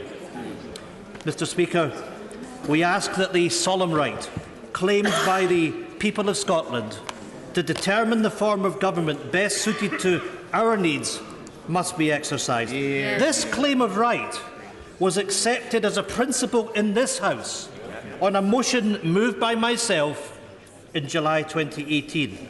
Mr. Speaker, it is the Scottish people who are sovereign. In this context, it is right for the House to respect our Scottish Parliament and to respect the election result from last week. But of course, in the last Parliament, the Tories ignored our interest and sidelined the will of the Scottish Government, intent on bringing forward a deal that will destroy our economy, risk jobs and livelihoods. Mr. Speaker, as the former EU Permanent Representative to the EU, Sir Ivan Rogers, said, this pledge will create the biggest crisis of Brexit to date in late 2020. Get Brexit done is diplomatic amateurism dressed up domestically as boldness and decisiveness. From setting off our NHS to setting out Scotland's fishing communities. The Prime Minister will inflict hardship on our communities at the cost of delivering his damaging Brexit. And with the people of Scotland silenced, their voices silenced, the 80% of the seats in this House not listened to by a Tory government showing contempt. That's why, Mr Speaker, we stand up for Scotland. That we stand up against these cruel, punishing policies and narrow, backward-gazing politics. And instead, Mr Speaker, that we are determined that Scotland's right to choose our own future will be delivered. Not simply because we in the SNP want it, but because the people of Scotland are demanding it. We stood on a mandate to give Scotland the right to choose its own future, and I want to put the Prime Minister on notice. The SNP members on these benches will not ever stop fighting this government for that case, for our mandate to be respected, a mandate for a fresh independence referendum. Now, I see the honourable gentleman seeking to intervene. Will he accept democracy? Will he accept the right of Scotland to choose? I thank the right honourable gentleman for giving way. Will he accept democracy? Will he accept that last week 55% of Scots voted for parties that want to remain in the United Kingdom? There is no mandate for a second independence referendum in Scotland. The Scottish people are not calling out for a second independence referendum. They want us to get on with the day job. Fix your own backyard first before you come in here demanding that the Scottish... Well, Mr Speaker, as my honourable friend says, what absolute tosh. You know, you cannot get away from the fact that we won the election. We sit here standing up as a voice for Scotland, and he lost most of his colleagues that were rejected at the ballot box. They've been reduced to a rump. And the fact of the matter is, Mr Speaker, that we have got 80% of the seats on our side. The government could only wish that it had such a mandate, such a majority in the rest of the queue. The reality is, no Democrat can deny this. We won the election. We demand the right to have our referendum. Mr Speaker, the Scottish Government and the Scottish Parliament has a strong record for bettering the lives of citizens across Scotland. And Mr Speaker, we know with more powers, with independence, we can and we will do so much more. Today the SNP has published our alternative Queen's speech. The people of Scotland voted to lock Boris Johnson out of Downing Street and escape Brexit. Scotland voted to choose a better future. Our plan is to deliver that better future. We want to see a National Health Service Protection Bill to stop the NHS across the UK being at risk from a US trade deal. This will guarantee that trade deals will not undermine the founding principle of the NHS that we cherish so much. We will continue to make the case and work to ensure that Scotland's voice is heard and our nation has the right to choose its future.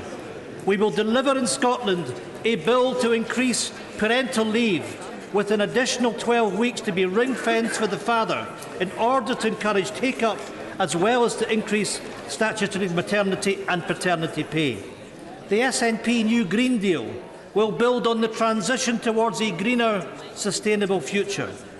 And we will continue to press the UK Government to match Scotland's net zero emissions target by 2045 and putting oil and gas receipts into a net zero fund focused on measures to battle climate change, putting tackling the climate emergency front and centre of our priorities. That, Mr Speaker, is what a responsible government does. And of course, unlike the Conservatives, our ambition is to end poverty, not increase it by a failure to act, a failure to show leadership. Poverty is not inevitable, and to fight it, we will work to end the disgraceful two-child cap on tax credits and associated rate clause. We call on the United Kingdom Government immediately to end the benefits freeze and to halt the rollout of universal credit. And, Mr Speaker, we will use every device open to us in this place to make the case that we cannot allow our citizens to be dragged into debt, hardship and despair by this nasty, careless Tory government. We want want to bring forward an equal living wage bill, meaning that living wage increases to at least the level of the real living wage and an end to age discrimination. Scottish National Party MPs reject the wholly immoral replacement of nuclear weapons at a cost of over $200 billion. And we call on other parties to follow us, to say no to Trident, to remove these weapons of mass destruction from the Clyde. And, Mr. Speaker, we want to help our pensioners by ensuring the BBC licence fee remains free for those aged over 75. And just like we have done in previous parliaments, we will not abandon those women born in the 1950s by exposing and demanding that this government delivers justice for the 3.8 million women born in the 1950s, denied their pension by this Conservative UK government.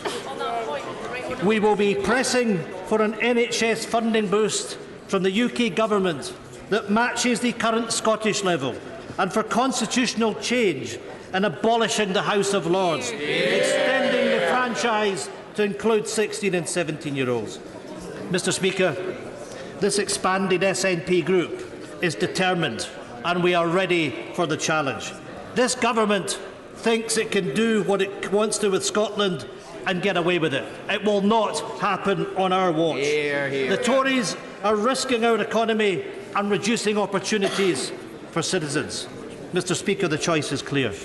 An outward-looking country with a vision of tolerance, inclusiveness and prosperity for all, in contrast to this offering of a union run by a Tory party who don't care about Scotland. The Tory programme for government that will push child poverty to a 60-year high and devastate our economy. The hardest of Tory Brexits that risks up to 100,000 jobs being lost in Scotland.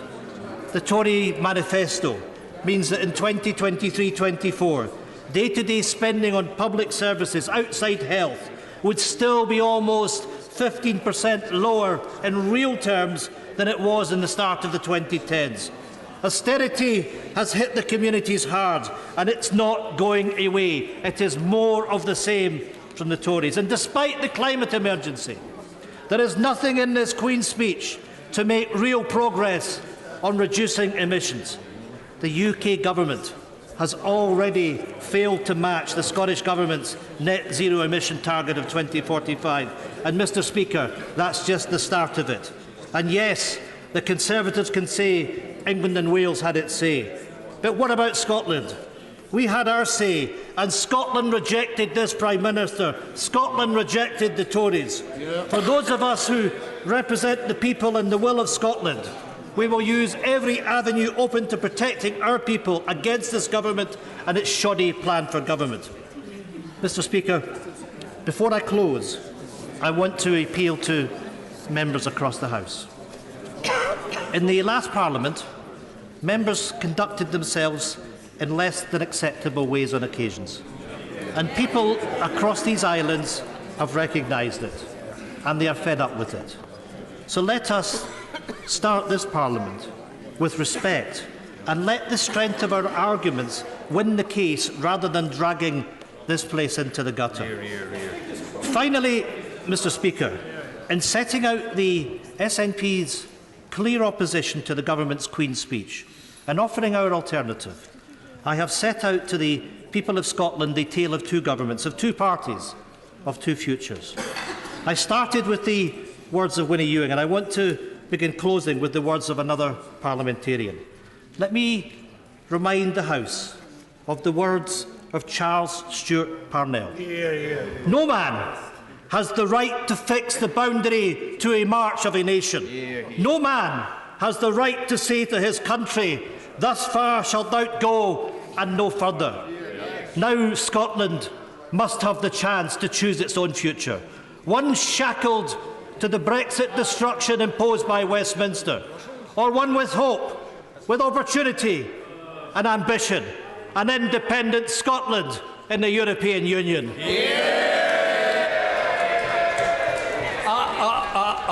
Former Prime Minister Theresa May.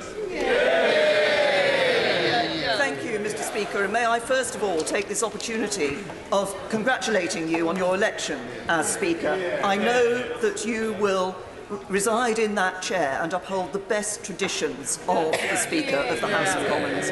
But I also want to thank you for the work that you have done, and I know you will continue to do, in showing a concern for the health and well-being, including the mental health of members of this House and staff across Parliament. Thank you for all that you have done. Mr. Speaker, I've been in this House for over 22 years. And this is the largest number of Conservative members of Parliament I have seen in this House. And I would like to congratulate my right honourable friend for leading our party to an overwhelming victory. One thing now is certain. The lobby is going to be rather crowded. But may I just personally say it's going to be a rather welcome change to see all Conservative MPs going through the same lobby.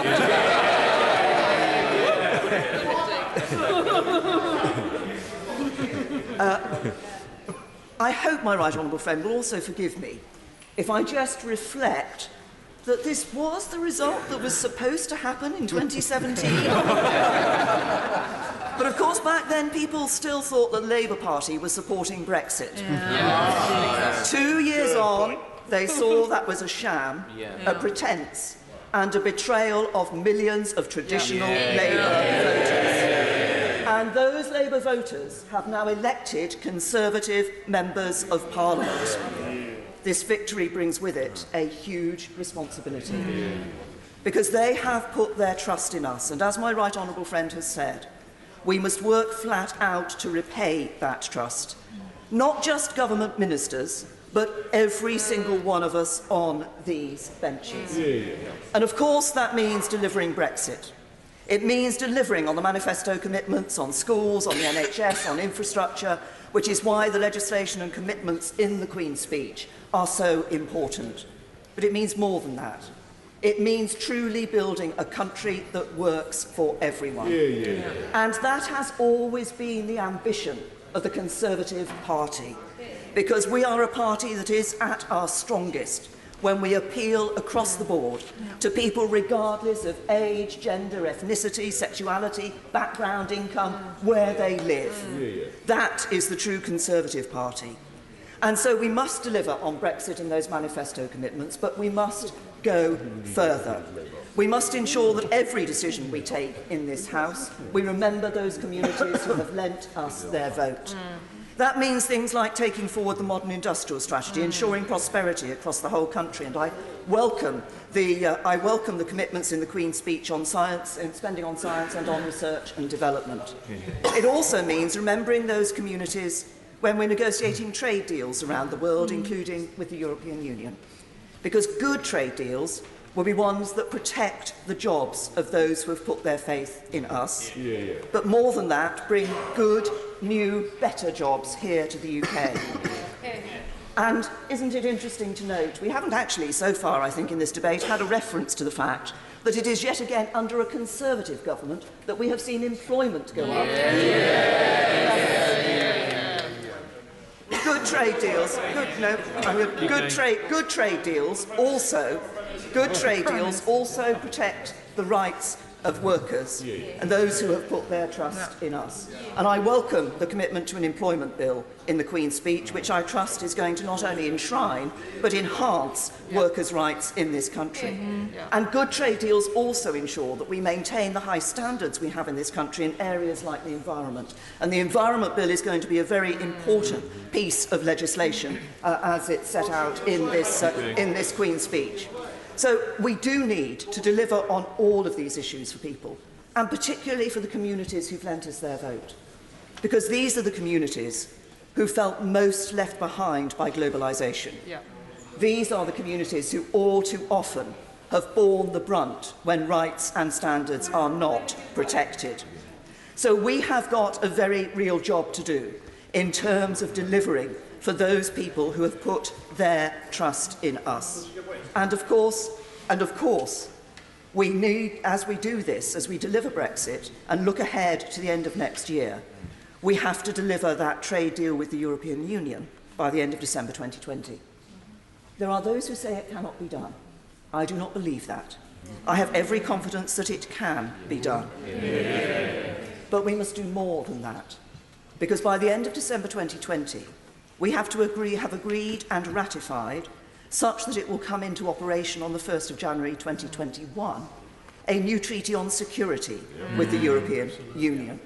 Again, I have every confidence it can be done, because a significant amount of work has already been put into these issues, and the elements of that are there, agreed with the EU in the political declaration.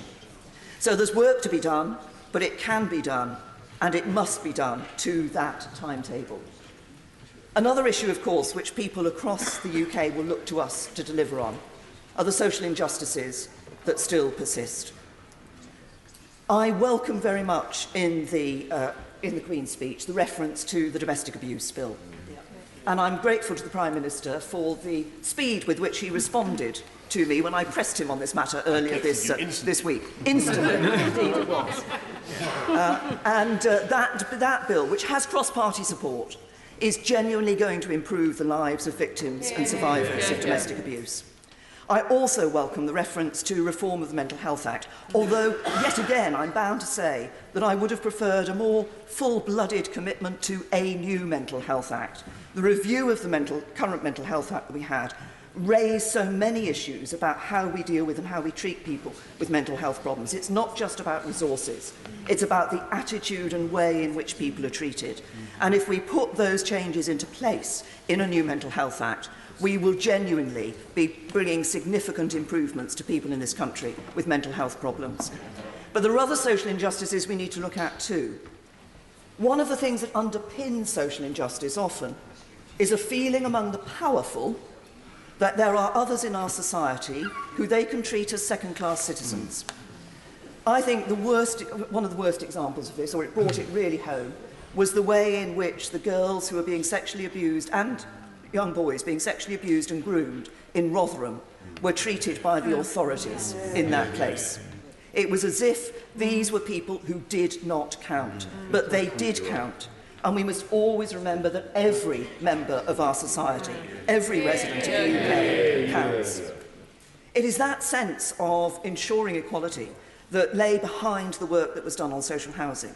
And I note the commitment the government has made to bringing forward a social housing white paper. I think it is very important that we continue with that work to ensure that the voice of those in social housing is heard.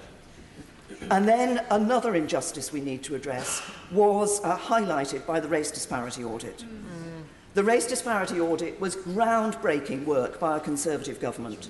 It shone a light on injustice that too many experience and too few are willing to acknowledge. And it is important, we can't address all of the issues that were raised, all of the findings immediately, but we do need to ensure, and I want to ensure, that the government does not abandon the work on the race disparity audit, because if we do take action across the board, then we will truly be creating one nation. Now, speaking of one nation, my right honourable friend has on a number of occasions expressed his desire to unite the country. Of course, that won't happen if the United Kingdom is torn asunder by those who want to ignore the ties of family, of history, of shared endeavour, over the years. My own view is very simple. I think that breaking up the United Kingdom is to the benefit of no one and the detriment of all. And I'm grateful to the right honourable gentleman for the reference in the Queen's speech to the integrity, the importance the government attaches to the integrity of the United Kingdom. And I look forward to the work that I know the government will be doing to ensure that that is demonstrated. I will give way once. I thank the former Prime Minister for giving way, and she spent a lot of her speech speaking about the debt that her party and her successor owes to those who lent her party their support. But of course, she will know better than anyone that it is a true leader and a true statesman that acknowledges those who did not vote for them and that work for them. So I turn to the result in Scotland, where the SNP secured 45% of the vote. Nobody denies this Prime Minister's right to govern on 43% of the vote. So how can she turn round to the people of Scotland and say we cannot have our say on our own future after the general election that we just had in Scotland? Can I just say to the honourable gentleman that, as he will have heard from my excellent honourable friend, the member for West Aberdeenshire and Kilmarnock, 55% of people in Scotland voted for parties that support the union of the United Kingdom. And it's all very well, I heard the right honourable gentleman, the member for Ross, Skye and Lochaber, and he made this great plea at the end about how an independent Scotland was going to be in the European Union. We all know an independent Scotland will not be in the European Union. We're not allowed to be in the European Union. So what the Scottish nationalists are saying to people in Scotland is simply not true. I want to raise, Mr. Speaker, I want to raise one final issue, which is referred to in the Queen's speech, in the reference that is made to the UK's place and influence in the world. And I note that there is going to be a full review of international policy, building, I have no doubt, on a number of reviews that have taken place in recent years and work that has been done. But it is very important that we look at this issue at the moment. Of course, global Britain has never gone away. We always have been a global Britain. We have, over recent years, continued to play an important role in international fora on issues such as climate change. We've played a key role in dealing with terrorism, with modern slavery, with people smuggling. We've enhanced our presence in key areas, east of Suez and the Asia-Pacific region. And of course, we brought together action across the world when we found that a chemical weapon had been used on the streets of the UK by Russia. But at the same time, we have seen internationally the international fora and also the rules-based international order on which we have depended for decades coming under significant threat. At the same time as we have seen the atmosphere and discourse of politics in the UK become more acrimonious, so across the world we've seen a change too. And what we've seen is an emphasis on absolutism and confrontation rather than compromise. And we have a decision to take as to where we sit in that, whether we side with the absolutists or whether we actually continue to be a country that believes it is right that countries will come together internationally, restrain their own demands in order to seek agreement for the greater good of all. And we've also seen some interest from some in stepping back from a defence of democracy, human rights and the rule of law. We have to decide whether to look inward or whether to continue to play a role in defending those values. I believe we should, because that is what global Britain is all about. And it is important that we continue to uphold those values around the world. Now, of course, this may bring into the spotlight our relationship with the United States of America. That is a special relationship that we must nurture and preserve. It is in the interest not only for us and the United States, but also for the world that that special relationship is maintained. But it's not a one-way relationship. We don't just accept every position the US takes. We consider our own interests, and when we believe and we disagree with them, then we tell them clearly that we disagree with them.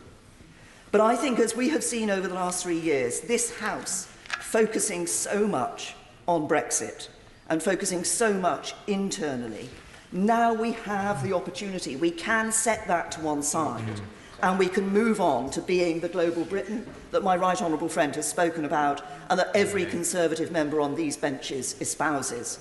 A Britain that is taking its place in the world. A Britain that is recognising the need to reform the international rules-based order, playing a role, not just a role in that, but actually playing the leading role in that reform.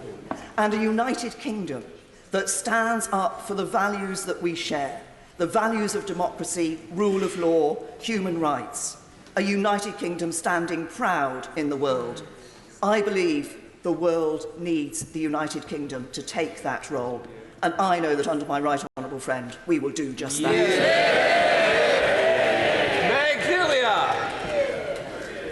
Thank you, Mr. Speaker, and it's a pleasure to welcome you back to the chair of this House. It's a pleasure too to follow the Right Honourable Lady, the member for Maidenhead, because despite our political disagreements, I think she and I agree on what she said about everybody counting and government being there for everybody. And I want to thank the people of Hackney South and Shoreditch who have re-elected me for the 5th time to stand up for all of them, not just the 73% of them who voted for me, but for the others who didn't as well. And I will stop at nothing, Mr. Speaker, to stand up for them in this House. Mr. Speaker, this Queen's speech is quite incredible. It talks about investment in education, the NHS and public services, but this by a government that has slashed spending over the last 9.5 years. The promise of more funding for schools comes now, but only after 9 years of funding cuts that have led to an 8% per pupil funding decrease over the last decade. And this is the government that talks about more police. But who was it, Mr. Speaker, who cut them in the first place? And the Prime Minister has been very keen to talk about the past as though it was a different country. And I simply, if he were in his place, would ask him and remind him that he has not just been the Prime Minister for a few hundred days, but he has been an MP, the Mayor of London. He cannot dodge responsibility. But I will, of course, welcome things in this Queen's speech when it will deliver for the people of my constituency. And while it is a bit bitter to hear the government talking about investment in broadband from the same government which rigged the last broadband competition for rural broadband particularly so that only one bidder could win, it is actually important that we do invest in this infrastructure in our country. And even in my constituency, even in Shoreditch, where we have the heart of the best tech businesses beating like a heartbeat for Britain, we have too poor a broadband service. So I will join with the government in supporting investment in broadband if they will deliver in my constituency and across the country. But I can't stand today, Mr. Speaker, without highlighting the real challenges of the people of Hackney South and Shoreditch. As the former Prime Minister said, everybody counts. In my constituency, that includes half of our children who live in poverty after housing costs are taken into account. In my constituency, or across Hackney, 30% of deaths are still premature, and the leading cause of that is cancer. So investment in our health service for early diagnosis and treatment is absolutely vital. And above average, 1/5 of adults smoke still in my constituency, compared to around 14% of the London population. And Hackney has the highest rate of diagnosed depression of any London borough, at nearly 1 in 10. So I welcome a review of mental health support, but like the Prime Minister, former Prime Minister, I think we may need to be more radical than that, so I'll be watching that closely. And Hackney as a borough is the 11th most deprived of the 326 English local authorities. So while some people talk about us being achingly cool, they think of the hipsters with their beards, they think of our bread makers, our beer makers, and so on. A very high percentage of my constituents are in great need, with over a third living in financial poverty, earning 60% of median earnings after housing costs are taken into account. And I wanted to see this Queen's speech say a lot more about housing. In my borough, you have to have 17 times your salary is what would take it to buy a home. That compares with the London average of 13.8%, which is pretty high, and the England and Wales average, which is also high at 8 times the amount. But it means that home ownership is out of the reach of very, very many.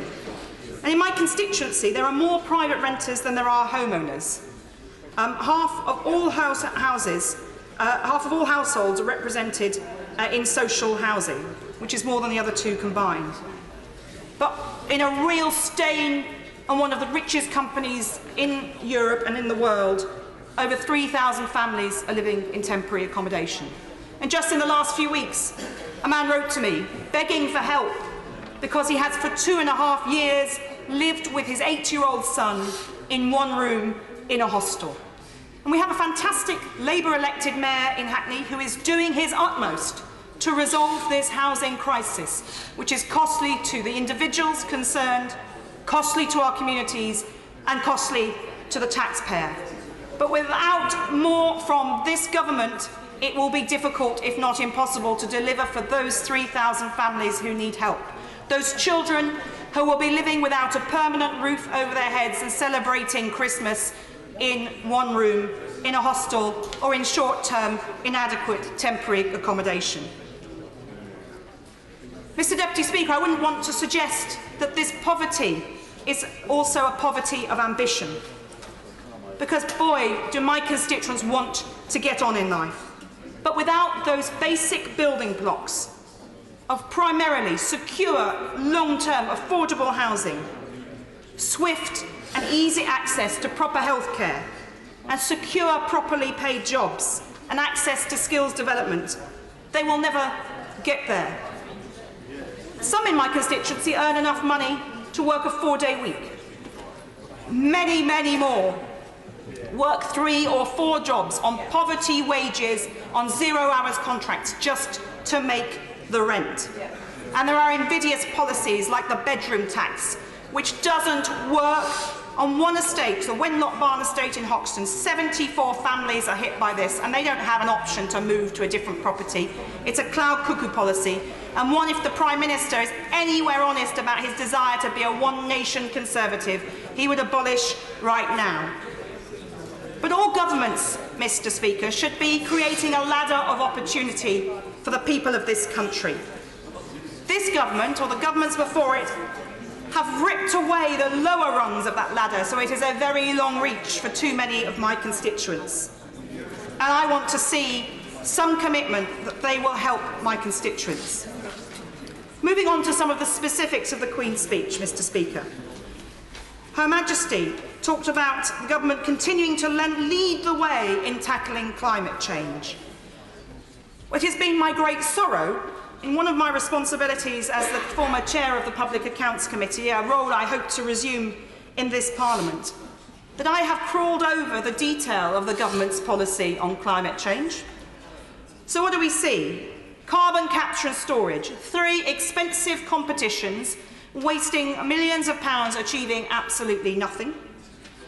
The much vaunted Green Deal, with the noble aim of greening our homes. Let's face it, more domestic emissions come from our housing than from aviation. But it was scrapped as a total failure, predictably, and it cost the taxpayer the equivalent of £17,000 per loan granted. I'll give way to the Honourable Lady. I'm grateful to her for giving way. She's making a powerful speech. She will know that yesterday the Committee on Climate Change wrote to the Prime Minister to say that action on climate is falling short. Does she agree that that will continue to be the case for as long as this government does not commit to leaving fossil fuels in the ground? That means ending mass road building, ending mass aviation expansion, and also ending the mass subsidies to the fossil fuel industry. Yeah.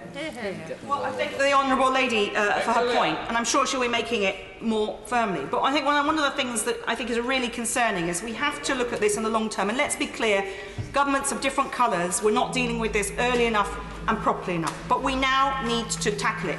And a government with a majority of 80 has every opportunity to be bold and ambitious in this direction. But it scrapped the Green Investment Bank. Well, it privatised the Green Investment Bank.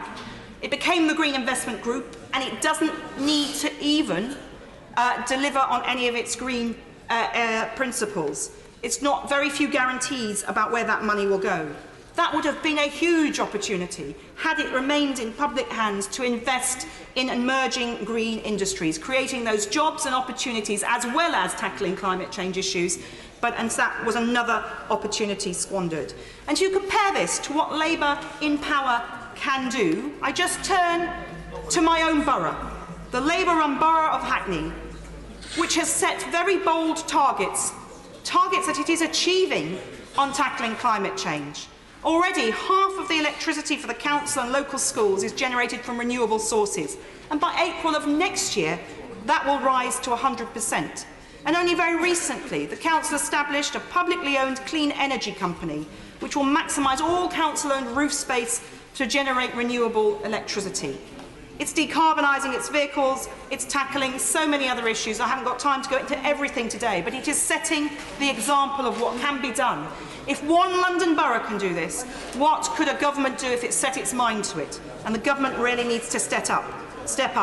And I invite whichever relevant government minister, of course we wait reshuffles, to come and see what my borough is doing, and we can show you how we lead the way. The Queen's speech also touched on swift justice for knife possession. And this is a scourge of our young people in particular. There are too many people in my borough who are fearful of walking their own streets because of the impact of knife crime. And only during this election, another young man's life was lost and another family is bereaved. And I'm angry, Mr. Speaker, and disturbed for the families that I have to visit, I choose to visit, who have lost loved ones, whose lives have been devastated as a result of knife crime. However, I urge the government to tread carefully. Yes, knife crime is a scourge, but if we simply say that we will criminalise more the people who carry knives, what happens is people choose to carry other sharp weapons. So we will need to look closely at the detail of this bill to make sure it achieves what it sets out to, and not just a headline. And the Humble Address also talked about new rules for councils, police, schools and housing associations to work together. Well, the Mayor of London, of course, let's remind ourselves, a Labour Mayor of London, set up the Violence Reduction Unit to do just that.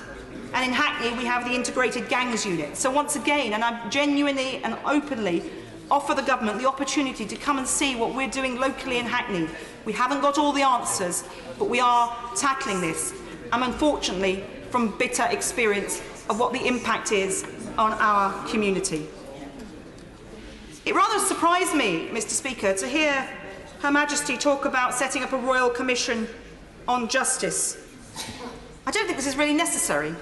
I could refer the government to a slew of Public Accounts Committee's reports and concerns raised on probation, where we have seen a failure of the modernisation of the probation system and an attempt to reverse those changes.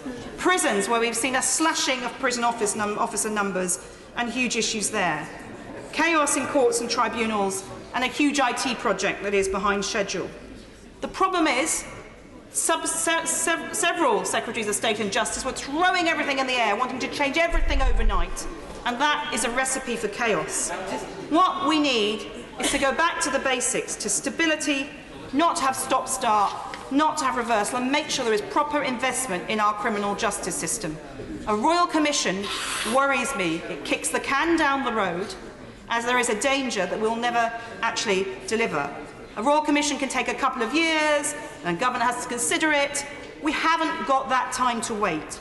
Actually, it's much more simple than that, and I hope the government will look at those bits of our work and make sure that it takes those points on board. I was interested in the National Skills Fund, Mr. Deputy Speaker. I hope, hopefully, that this might mean investment for people in low-paid work who want to improve their skills, something the Labour manifesto proposed. If it will end the need of that barrier for skills training and further education, that barrier of a loan, which for many of my constituents, who are women returning to work, who've been in low-paid jobs, had children, and they do not want to take the risk of a loan in order to possibly get a better paid job. They can't afford that. They haven't got the credit record for that, and they're very nervous about that. If the National Skills Fund supports them, fantastic. If the National Skills Fund also makes sure that our young people are training in the tech skills that are global skills that many of my tech businesses in Shoreditch find hard to get in the UK, then great. And as I said from the very beginning, if there is something that the government is doing that will help my constituents, I will work with them on that. But I wait to see the detail. On immigration, I am sadly an expert in the failings of the Home Office in this area, as one of the top 6 customers of the 650 members of this House to the Home Office, representing constituents' concerns. I also represent the world in one borough. People from across the world come to my surgery telling me their problems with immigration. And we have 40,000 European citizens in Hackney, as well as the many Commonwealth citizens.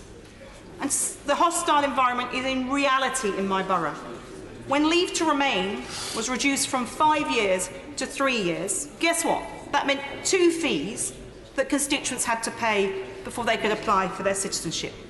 And then, in a very mean-spirited way, it was reduced to 2 years. So you have to pay 3 times the fees before you can qualify for citizenship. And many of my constituents really struggle with those costs. I, of course, want a fair system, a clear system, and a faster system.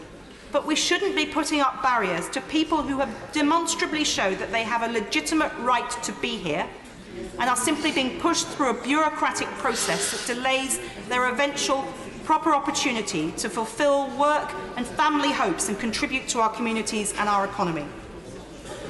The government has talked about investment and borrowing in this Queen's speech in a very simple phrase, and I look forward to seeing the detail. Her Majesty talked about the government keeping borrowing and debt under control and a responsible fiscal strategy. Let me assure the government that if I am returned to the position as chair of the Public Accounts Committee, or indeed even if I'm not, I will hope that that committee watches every penny and pound of taxpayers' money that is being spent. And I will be challenging the government on the efficiency, the effectiveness and the economy of every promise made in this Queen's speech and every plan that emerges from it. But above all, Mr. Deputy Speaker, I will challenge, cajole, criticise and at every stage make sure this government is doing what it can to deliver for the best interests of my constituents in Hackney South and Shoreditch. Sir John Redwood. Mr. Deputy Speaker, it was a pleasure at the start of this debate to see our new Speaker in the chair, and I would like, through you, to send my congratulations to him. I was delighted he was elected, and I'm quite sure he will be a fair and experienced judge of our affairs and will look after our House very well. Mr. Deputy Speaker, the recent election and the conversation I was able to conduct even more intensively than usual with the electors of Wokingham told me that they do want some changes, and I made promises to them that I would come here again as an advocate for more money for our local schools, which have been shortchanged in recent years.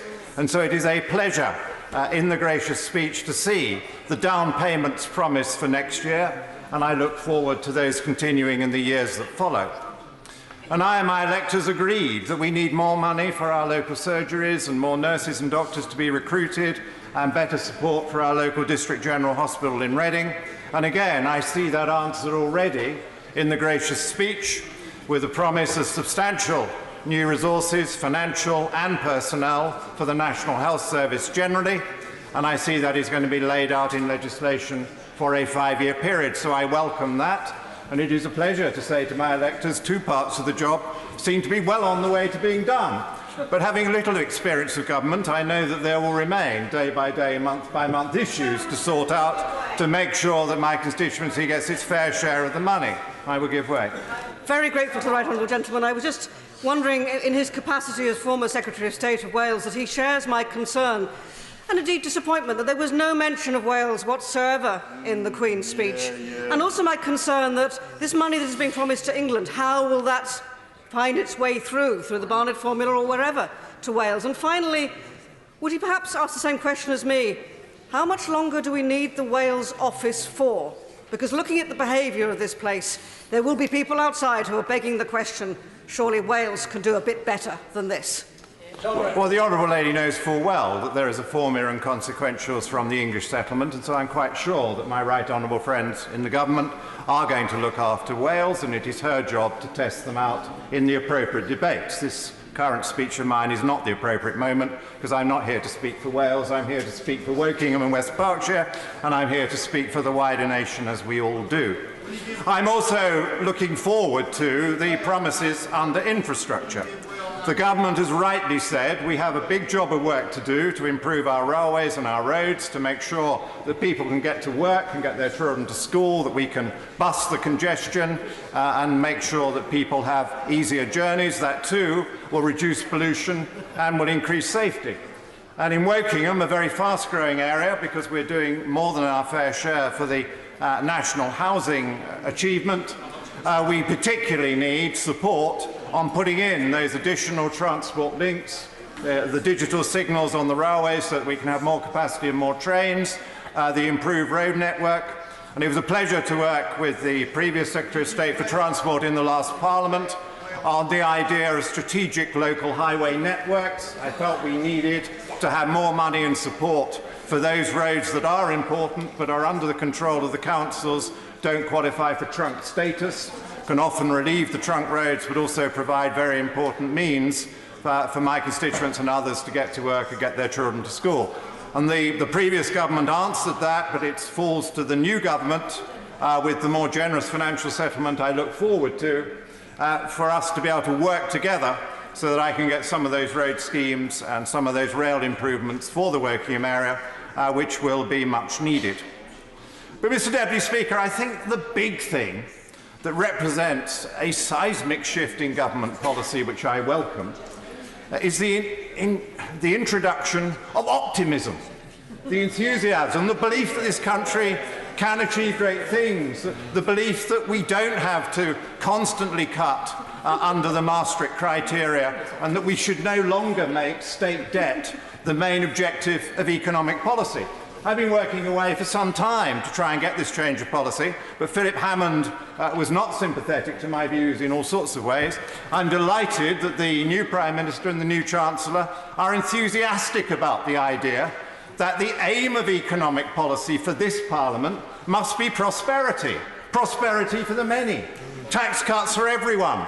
How do you get more prosperity? Tax cuts are a very important part of creating that greater prosperity. People work hard, they want to keep more of their own money. They're often better judges of how to spend their money than councils and governments. And it falls to a renewed Conservative Party to take that message to every part of the country, to implement that message in the forthcoming budget, and to show that not only will we find more money for the schools and the hospitals and the roads as we need, but that we will also have some money for tax cuts. Some tax cuts do pay for themselves because our rates are too high, and if you cut the rate to an affordable rate, people work harder, stay here, contribute more, are more enterprising, you get more money in. Other tax cuts will reduce the revenue, so you need to grow the economy, and over the years it works because growth generates the more jobs, the higher incomes, and incomes, the more money. Now, in order to fulfil this new objective, the government has rightly changed the basis on which the economy is going to be governed. And we've gone away from state debt as a percentage of GDP, the iron rule which dominated the last dreadful years of the Labour government, a period of collapse when the state debt got out of control, dominated the coalition period of recovery, dominated the Philip Hammond Conservative government period when he seemed to like that particular proposition. And now we've got a much more sensible idea that we should, of course, be prudent. There is no magic money tree. We can't spend on the scale Labour recommended to the country safely. So what we were suggesting now as the golden rule is that any current expenditure must be covered out of taxation, but we can borrow up to 3% of GDP in order to put in those big new investments and a myriad of smaller investments we need in broadband and in rail and in road and in water and the other things where public money is needed as an adjunct to the substantial private investment in many cases which will be going into those important developments. And this will make a lot of difference, because what this Parliament needs to understand is there has been a very nasty world manufacturing recession over the last 6 months or so, and there has been a worrying slowdown in the world economy over the last year. And it began, as these things always do, with central banks who get it wrong. And it began with the tightening of the central bank in America, the Federal Reserve Board, in the third and fourth quarters of 2018. And you could feel the shake on the world economy, and you saw what was happening to world markets. And it spread to the Eurozone, where they stopped all their quantitative easing, although their economy was still very weak and couldn't really take that particular shock. And it came to the United Kingdom, where we had a very severe policy being pursued by the Bank of England. And very predictably, I remember warning about it some time ago, these changes in central bank policy did indeed slow the world economy. Now things have changed, but they haven't changed yet in the United Kingdom. So I urge the Prime Minister and the Chancellor to get the UK authorities into line with the analysis and with the prescription of the world's central banks outside the United Kingdom. Because what we've seen in the last 6 months is a very big move to cut interest rates worldwide by most of the major central banks, not only in the advanced world, but also even more dramatically in quite a number of the emerging market countries, from Turkey to India and Brazil. And we've seen cuts in the United States of America. We've seen the reintroduction of quantitative easing, bond buying, created money in the Eurozone, because the Eurozone economy has shuddered to a halt in some places. We've seen further developments in Japan, who carried on with quantitative easing and zero and negative interest rates throughout the difficult period, but they too need to boost things rather more. But there has been no response in the United Kingdom. Indeed, only in the last few days, the Bank of England has gone the other way. And it had a series of stress tests on our major banks. Delighted to say our major banks passed with flying colours. The worst case in the stress test was very severe. There were no problems for the banks, as the Bank of England reported. But the Bank of England then said the clearing banks have to double the countercyclical buffer of capital they keep. Technical language, what does it mean? It means about 20 billion less money available for mortgages and car loans and business expansion and new investment. That's what it means. It means a very fundamental monetary tightening. It happened at the same time as sterling went up about 10%, another very strong monetary tightening. Money growth is eye-wateringly low in the United Kingdom, unlike the Eurozone, and well below that in the United States of America. And at exactly the point when we were doing this, the Federal Reserve Board, with 2% plus growth in America, which we would love to have on this side of the Atlantic, was injecting billions. I think it was about $150 billion injected in a single month into the money markets in order to keep things liquid, so that the American consumer, the car buyer, the mortgage demander, and the small businesses would have access to the money they needed to continue the very successful American growth strategy. So let us make sure we have a growth strategy where the monetary policy is not standing on the brake too much. But there is also the issue of how the Treasury has been recalculating at official level our obligations. And it was very noticeable that around October, when probably they thought we might be leaving the European Union, because there was a chance of that at the time, they decided that actually the student loan system was costing us $12 billion a year more, which hadn't been accounted for in that way up to that point. And there are absolutely no changes in the student loan system, and there were no changes in the experience of those who couldn't repay their loans.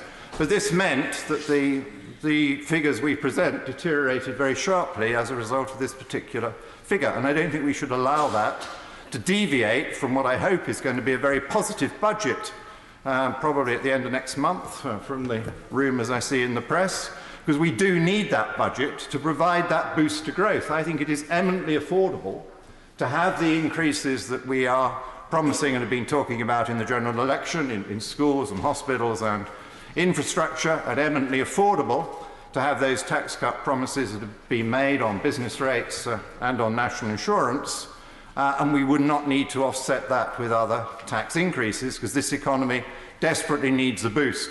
So in a world where some other governments are boosting on the fiscal side, and in a world where practically every other country is boosting on the monetary side, to see off the threat of the world slowdown turning into something worse, it is very important that the United Kingdom authorities do the same thing. Now, I have every confidence in my right honourable friend, the Prime Minister, and I think he is single-handedly turning around the mood with his message of confidence and enthusiasm for how we can do better. But it is going to take some cash. Now is the time to spend a bit of that cash.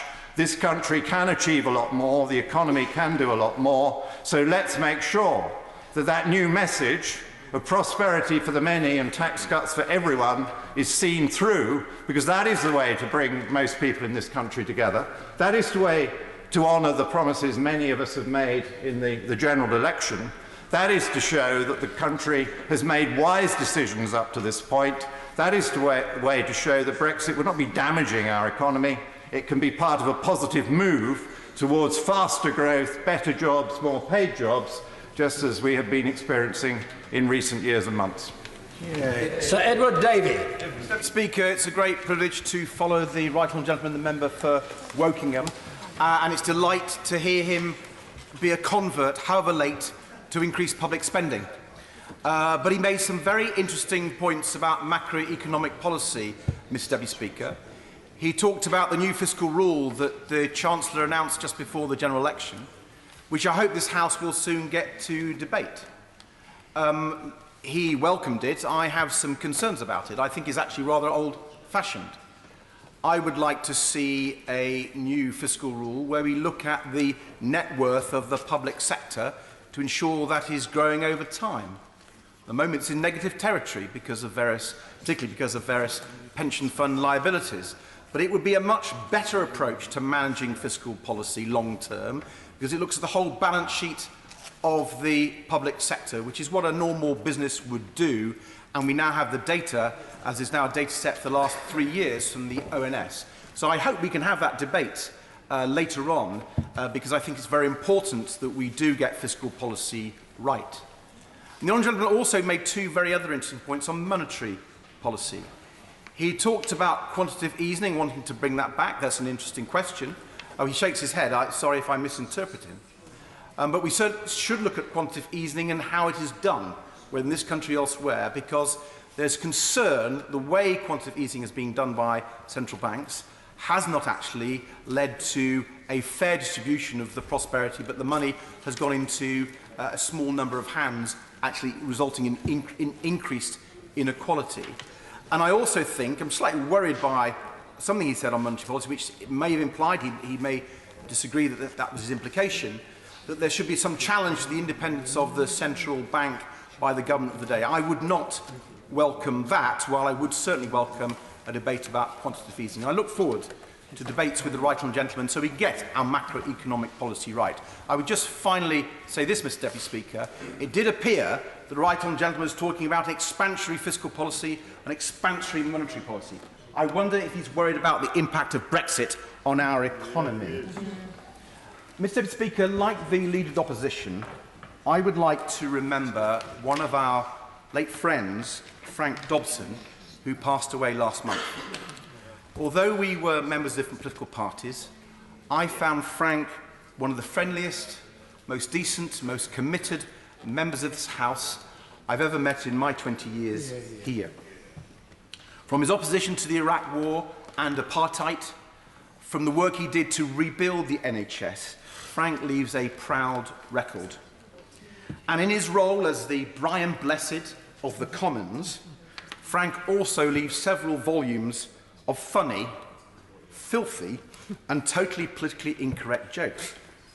Mr. Speaker, I'm sure you would like to hear an example, but I fear I must remind the House that our proceedings are being broadcast before the 9 p.m. watershed. But can I pay tribute to the move and seconder of the humble address? The Honourable Member for Chatham and Aylesford, I do think, has a bright career in front of her, particularly in pantomime. I'd like to invite her to join me in my annual walk-on part at St Paul's Players in Chessington. This year, during the general election, I took my family there and I had my walk-on part as one of the merry men of Robin Hood. And I can tell you, Mr. Deputy Speaker, I know where the baddies are in this House and they're where the Sheriff of Nottingham sits. The Honourable Member for Walsall North did an impressively long speech as a bid for a job ahead of the Prime Minister's ministerial reshuffle. I wish him luck. Mr. Deputy Speaker, I believe our United Kingdom is one of the greatest examples of international cooperation in world history. So much so that 4 nations can be as one while being themselves. Democratic, open and internationalist, operating under the rule of law and under the uniting presence of Her Majesty. We have been a beacon of political stability in the world. I believe we remain fundamentally a people who are outward-looking, inclusive and compassionate, capable of progressive reform as we recognise and value the lessons of history. On that point, did the member give way? Thank you very much. I'd like to thank the Right Honourable Member for giving way. I wonder if he agrees with me that while the SNP might trumpet their 80 seats, the fact that only 45% of the people in Scotland voted for them, and that if we had a more proportional representation system, that would have been reflected in the seats there in the same way as the seats here might have been a little different. My honourable friend is exactly right. The majority of people in Scotland voted for parties who wanted to preserve the Union. Although, as I get a sense from members and right honourable members opposite, I would also note the majority of people voted for parties who wanted to give the people the final say on the European Union. Mr. Deputy Speaker, we needed a Queen's speech that would truly keep our country together, heal the divides, and tackle the challenges of inequality, lack of opportunity, and of climate change. But I fear this Prime Minister's Queen's speech will only undermine our united country's great traditions. I fear we'll become a more inward-looking, more illiberal and less compassionate country with this programme of this government. The one nation rhetoric of the Prime Minister is not matched by his actions. Let me start with Brexit. And let's be clear, the Prime Minister and the Conservative Party now own Brexit. It is their total and complete responsibility. They can't blame anyone else anymore. They have become the Brexit party from top to bottom. And the question, of course, is this. Will the Prime Minister get Brexit done? More precisely, will he get it done by the end of the year so we can avoid the disaster of a no-deal Brexit? Well, we shall see. The Prime Minister's biggest weapon in his Brexit deal endeavour is surely his unmatched flexibility with the truth. His so-called triumph of achieving a deal for Brexit Phase 1 was only possible because he betrayed his big promise to the DUP, his erstwhile big supporters. And, Mr. Deputy Speaker, the Prime Minister's willingness to jump unashamedly over every red line he had previously been willing to die in the ditch for will have been noted in Brussels by Europe's rather more skillful negotiators. Some of us are happy to give way. I thank the Right Honourable Member for giving way. Would he agree with me that he makes a fairly accurate point about the assessment of the communication between the Conservative Party, its leader, and my party? But would he agree also that there is still opportunity and time for redemption? There is always time for redemption, Mr. Deputy Speaker. But I have to say to the honourable gentleman that if he's hoping for it in this case from this Prime Minister, I wish him well. Some of us, Mr. Deputy Speaker, have led successful negotiations pan-Europe in Brussels, difficult negotiations which I won for Britain, on everything from economic reform, the single market, to climate change. I didn't succeed by adopting this Prime Minister's tactics of bulldog bluster combined with the record of a turncoat.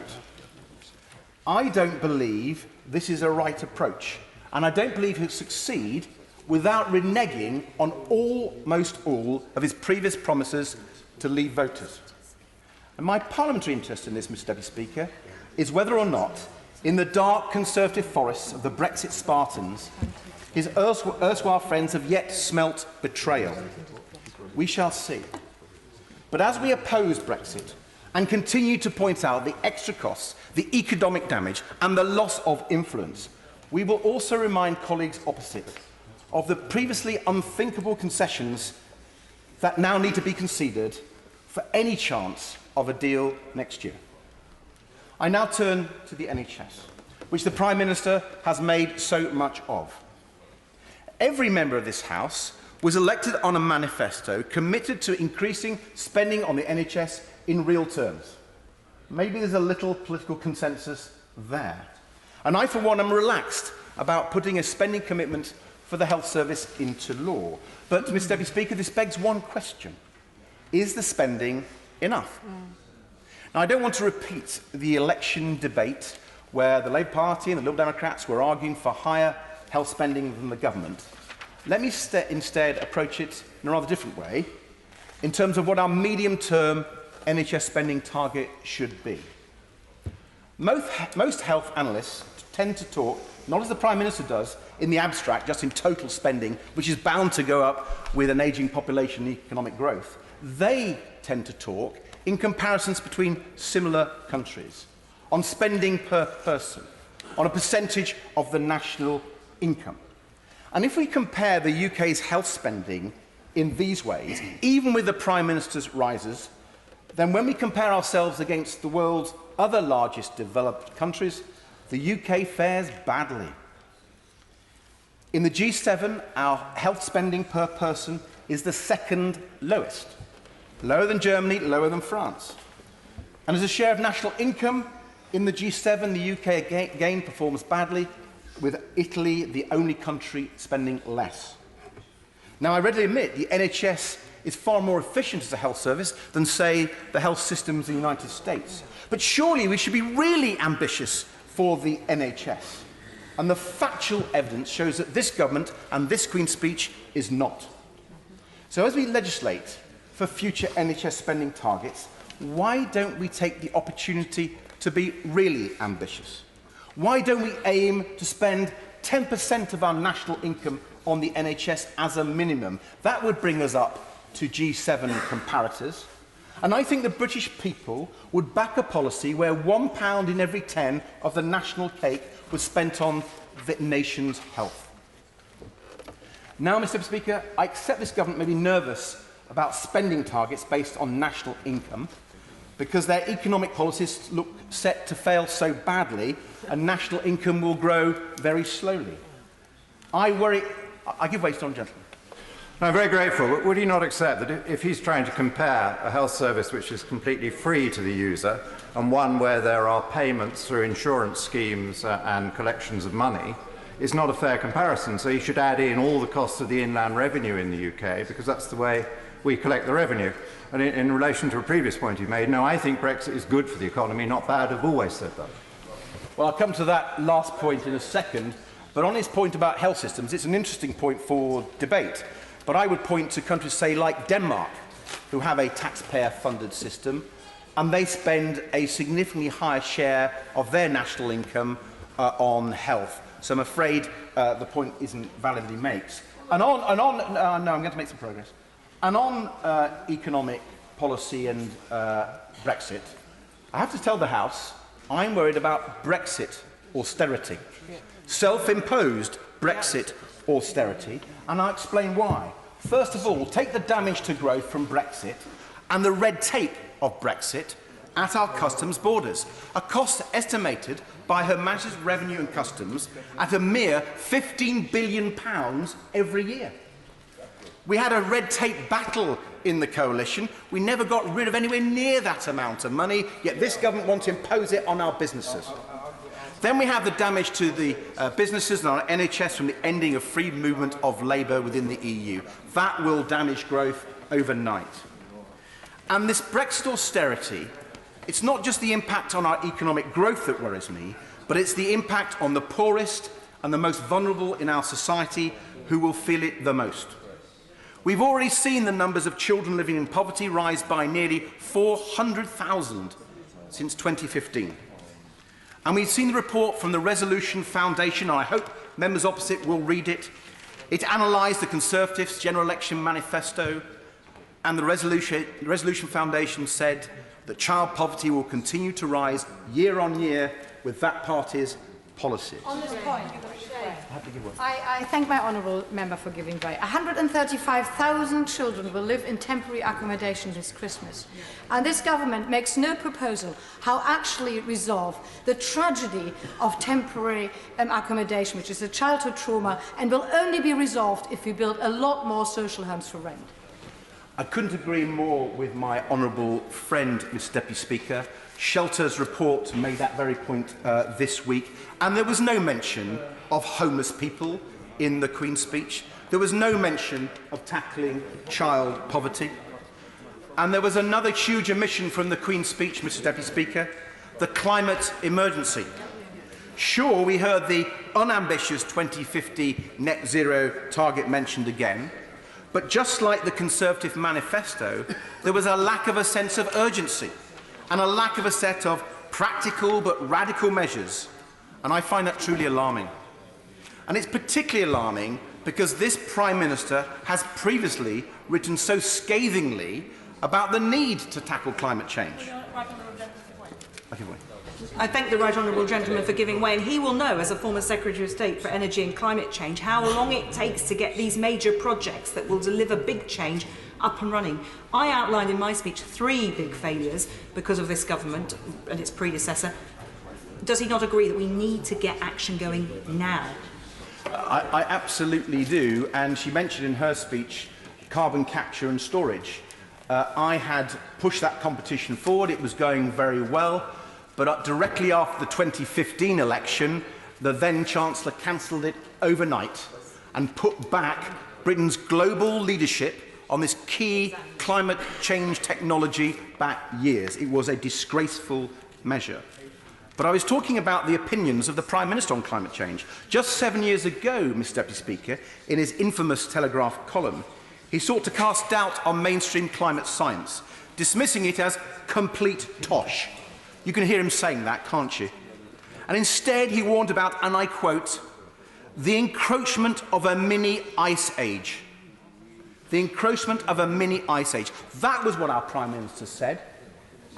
And on wind power, where Britain now leads the world thanks to Liberal Democrat ministers, what did this Prime Minister have to say about what is now the cheapest form of renewable power? If anybody wants to contest that point, I'm happy to take an intervention.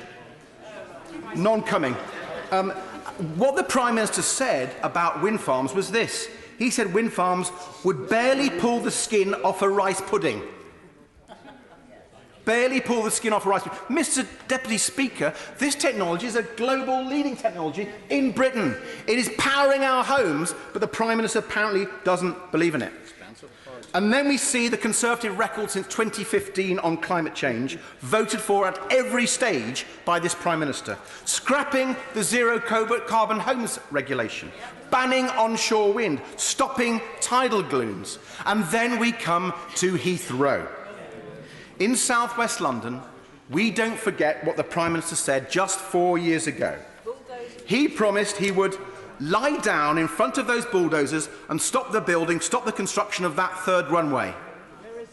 If only, Mr Speaker, Deputy Speaker, if only. Give way. Mr Deputy Speaker, I thank my right honourable friend for giving away. Would he not agree with me that this Conservative government's commitment to expanding Heathrow and the economic benefits claimed for it do not justify the impact on climate change, the impact on air quality and the impact on noise in South West London in particular, but over a very wide area? My honourable friend is absolutely right. She has been an amazing campaigner against the 3rd runway, and I always admire her advice and thank her for it. So, Mr Deputy Speaker, when we say on these benches that we don't trust this Prime Minister and this government on climate change, the evidence is with us. So we will be raising the need for radical action on climate change time and again in this Parliament. We will work to force the government to make the next global climate change talks in Glasgow in November a success, even though they come, ironically, just at the same time as the UK will be losing its influence on climate change at the European table. Mr Deputy Speaker, we will champion the need for decarbonising capitalism, to build on the fantastic work done by the Governor of the Bank of England, Mark Carney. Just today in the Financial Times, Mr Carney is taking action, introducing world-lead stress tests, climate stress tests, on major financial institutions. If only this government would back and support the Bank of England in the city, there is a historic opportunity for this country to lead the world with the gold standard for green finance. But I fear there's no ambition on the Conservative benches for that. Mr Speaker, this Queen's speech is disappointing on so many levels, and we will be voting against it. And Liberal Democrats in this Parliament will do our democratic duty to scrutinise this government and argue for the liberal, inclusive, fairer and greener society we believe in. Greg Clark. Thank you very much indeed, Mr Deputy Speaker. It's a pleasure to follow the Right Honourable Gentleman who, in his parade of greatest hits, somehow forgot to mention that the achievements that he described were under a Conservative-led government. It's nice to know that he regards them as successes. It's a great pleasure to see a fellow Kent MP in the chair, Sir Roger, and I congratulate you on your position in taking the chair today. Throughout the Prime Minister's speech, on the gracious speech, he referred consistently to one nation. And it is right that he did so, because what we have experienced in the last week is something extraordinary. In towns, villages and cities in every part of our country, individual men and women resolved quietly but together to move on, not only from the divisions of the last 3.5 years, but in many cases differences that have endured for decades. A coming together of the nation in a spirit of quiet pragmatism and a determination to progress, rejecting both an attempt to divide our nation by leave and remain, and rejecting also an attempt to impose an extreme and ideological doctrine on a moderate and flexible people. I've never been more proud than to swear the oath of allegiance to Her Majesty and by extension to our country than I was earlier this week. The spirit of national cohesion, of one nation, means so much to me because of the course of my own life. My constituency of Tunbridge Wells is a beautiful and famous place, as you know, Mr Deputy Speaker. Famous for being home to people of strong views who are given to express them robustly and confidently, and I wouldn't have it any other way. But famous too for a civility and courtesy that makes even going door to door during a winter election campaign a warm and convivial experience. I enjoyed it enormously. Tunbridge Wells has always chosen a Conservative Member of Parliament. But it would be a fatal error to assume that this is automatic and that support can be taken for granted. Tunbridge Wells is an articulate, a discerning and a demanding place. People work very hard. They live prudently rather than lavishly. And many face tough challenges that belie our reputation as a place of uniform affluence.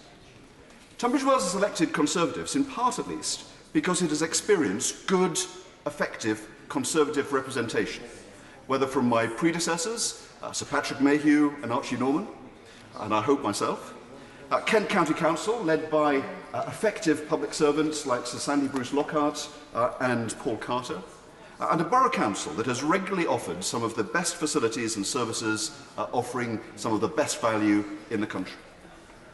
I was born at the other end of the country, in Middlesbrough, and went to comprehensive school in Southbank, in the constituency of my honourable friend, the new Member of Parliament for Redcar.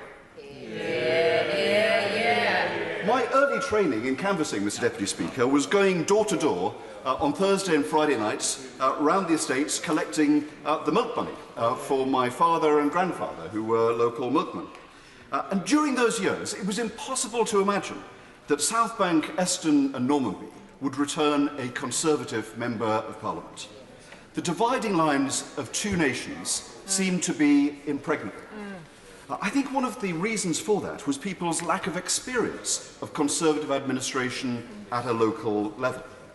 But that was made a thing of the past through the election and the record in office of Ben Houchin as the Mayor of the Tees Valley.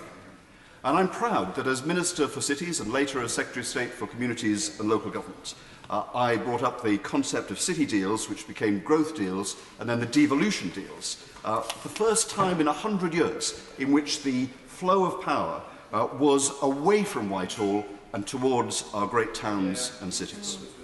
Negotiating the Tees Valley devolution deal, which established the mayoralty and devolved funding and decision-making from the banks of the Thames to the banks of the Tees, was a big moment. It's meant that every Teessider has experienced what a dedicated, effective Conservative mayor has done. I believe it's paved the way for the strong representation of Tees Valley MPs that now sit on these benches. The same is true for the West Midlands, a place that's become close to my heart through my work with manufacturing industry. I negotiated the devolution deal that led to Andy Street being elected mayor for that great region. With energy, tenacity and intellect, Andy has shown to everyone in that region, again, what Conservative administration can deliver. Now, it would not be right nor fair to my honourable friends to say that without Ben Houchin, we wouldn't have Jacob Young and Peter Gibson in the Tees Valley, and that without Andy Street, we wouldn't have Nicola Richards and Shaun Bailey in West Bromwich. Their mandate is their own, and we are proud of their achievements. But I do know that my honourable friends would agree that it was an enormous help to have this experience of effective Conservative administration. And that's why I so commend the commitment in the Queen's speech to give communities even greater control over how investment is spent so that they can decide what is best for them, just as my right honourable friend did when he was Mayor of London, and a very distinguished one indeed. The truth, Mr Deputy Speaker, is that the people of Tunbridge Wells and the people of Teesside do not belong to different nations, for all the assumptions over the years that this was so. They are all of one nation. They believe identically in working hard in order to get on, in taking pride in our country and its history, which is not in conflict with knowing that we need to do new things well in order to advance. They're straightforward enough to know that things have to be earned and paid for rather than conjured from the air. They will pay their taxes, but want them to be used responsibly on useful things and not squandered. They're practical men and women, suspicious of ideology and dogma. And when they elect people to office, they expect them to do what they promise and to see concrete results. From Tunbridge Wells to Teesside, they're the same people, part of the same nation, one nation, our United Kingdom. And I'm proud that this party is now indisputably their champion and their choice. Samuel Wilson. Thank you, Mr Deputy Speaker. Can I first of all congratulate the Government on its win in this election? And I think that for many people across the United Kingdom, the kind of Queen's speech we could have had today would have been vastly different. Probably a programme for bankruptcy rather than a programme for a brighter future for the United Kingdom. And I think that it is significant that right across the United Kingdom, people who would normally have voted for other parties decided that they weren't taken in by the Leader of the Opposition wrapping himself in his big red coat, promising all kinds of Christmas presents, because they knew that if they voted for that, they'd be paying for Christmas for years in the future. And so I think that it is important that we do have a government which has promised to deliver sensible arrangements for services across the United Kingdom, sensible economic growth, while at the same time recognising that one of the major things that people in this country wanted was a delivery on the promise that there was a referendum to leave the European Union, and that had to be delivered on. I'll come back to that issue in a moment or two, because I don't believe that the approach which the Government is taking fully fulfils that commitment, and there are things which we as a party want to see the Government changing in the next year. But let me just say that we do welcome many of the commitments which are made. I know from the campaign which I had around the doors in East Antrim, one of the major things which came up time and time again was the state of our health service. And with the growing demands on the health service, with the greater possibilities which there now are for treatments which didn't exist in the past, and with the higher standards which people expect, there are increasing demands on the resources for the health service. And the commitment which we have from the Government to put more money into the health service, something, and I know that there have been complaints, there was no mention of Wales in this. Well, of course, Northern Ireland, like Wales and like Scotland, will benefit from these decisions, because there will be Barnett consequences for devolved administrations to spend on. I also welcome the promise of infrastructure developments, and I look forward to the Prime Minister delivering on the comment which he made to my honourable colleague from North Antrim, when he talked about linking physically Northern Ireland to the UK, to the GB mainland, through a bridge. He said, watch this space. We'll be watching this space. We expect the space between Scotland and Northern Ireland to be filled at some stage in the future with a physical link. Because, of course, physical links and major infrastructure projects like this all over the world are judged not only on their economic benefit, but also on their political benefit, how they integrate countries. And indeed, if one looks at the arguments for HS2, integrating the north of England with the south of England, it's as much a political project as it is an economic project. Yes, we'll go away. My honourable friend mentioned Wales and infrastructure. It is the case that Wales has got 5% of the population, 11% of the rail track, and 1.5% of the rail investment. And we don't benefit from HS2, and we would look to have a consequential from that. Would you agree with me this isn't a fair system, and Wales does need more in that sense? Well, of course, with all national infrastructure projects, and I'm pleased to see, for example, when it comes to even infrastructure projects such as the third runway at Heathrow, there's a commitment to making sure that some of the benefits of that are spilled out across the across the rest of the United Kingdom through various Heathrow hub projects, for example, which I hope Northern Ireland will benefit from. So there are ways of dispersing even the expenditure on those major projects, although they don't physically run through some parts of the United Kingdom.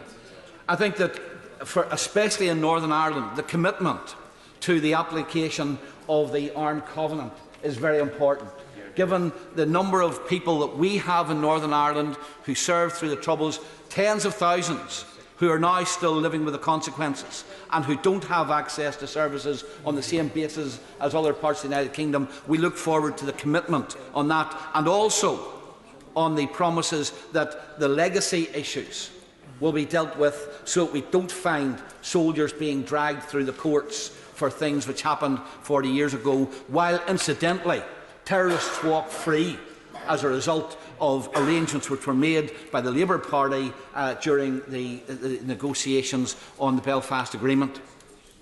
Other issues which we are happy with and give support to is the benefits which high streets will have from business rates. And I've seen the devastation that high rates have done to businesses across my own constituency and town centres. And business rates relief are, of course, only one part of the solution to the changing retail environment that we have right across the United Kingdom. And, of course, promoting business through tax incentives for research and development, for training, for opening up new markets. That will be especially important as we look to the wider global benefits that we take when we leave the EU and can do our own trade deals. Those are the things which I find we can give our support to in this agreement. But throughout the Prime Minister's speech, and indeed many of the speeches which have been made here today, people have talked about the government party being a one-nation party. But if we're going to talk about a one-nation party, then it must not just be one nation in terms of trying to deal with and bring forward policies that affect all the kind of social layers in the economy and in the country. It also has to be, and also has to extend to all the parts of the United Kingdom. If the Conservative Party says it wants to be, and the government says it wants to be the party of the Union, and I noted what the Minister said, he would not allow anyone to rip up the UK, one of the most successful political unions. And yet, Mr. Deputy Speaker, I've got to say that one of the very first things mentioned in the Queen's speech is the pushing through of the Withdrawal Agreement Bill. And the content of that bill will, in effect, leave Northern Ireland behind the frontier, the customs frontier of the EU, leaving us outside the UK customs arrangements and inside the EU customs arrangement. In effect, the European boundary when it comes to trade, when it comes to the economy, will be extended around the outside of Northern Ireland, with all of the kind of economic consequences that will have for businesses in Northern Ireland, whether it's increased costs, whether it's delay in goods being going through customs arrangements, whether it's extra bureaucracy, and of course it will also affect trade coming from Northern Ireland into our biggest market in GB. And that's only the immediate economic consequences. And then, of course, there are long-term political consequences. And I thank the honourable member for giving way. Would he agree with me that as the government now proceed in the course of 2020 to go through with getting Brexit done, which many people will be content with, the bigger picture beyond that will be the unity of the United Kingdom and the increased prosperity that has to flow, that the Prime Minister alluded to, not just to the south east of England, but to all of the United Kingdom? And of course, that's the other argument. Not just that he wouldn't allow the UK to be ripped up, but he wanted to extend the prosperity of the UK to every part. I understand in Northern Ireland there are many people who will never share the view of the Union which I and my party have. They may not look at it from a cultural or historical point of view, but they do understand the importance of being part of the 5th biggest economy in the world.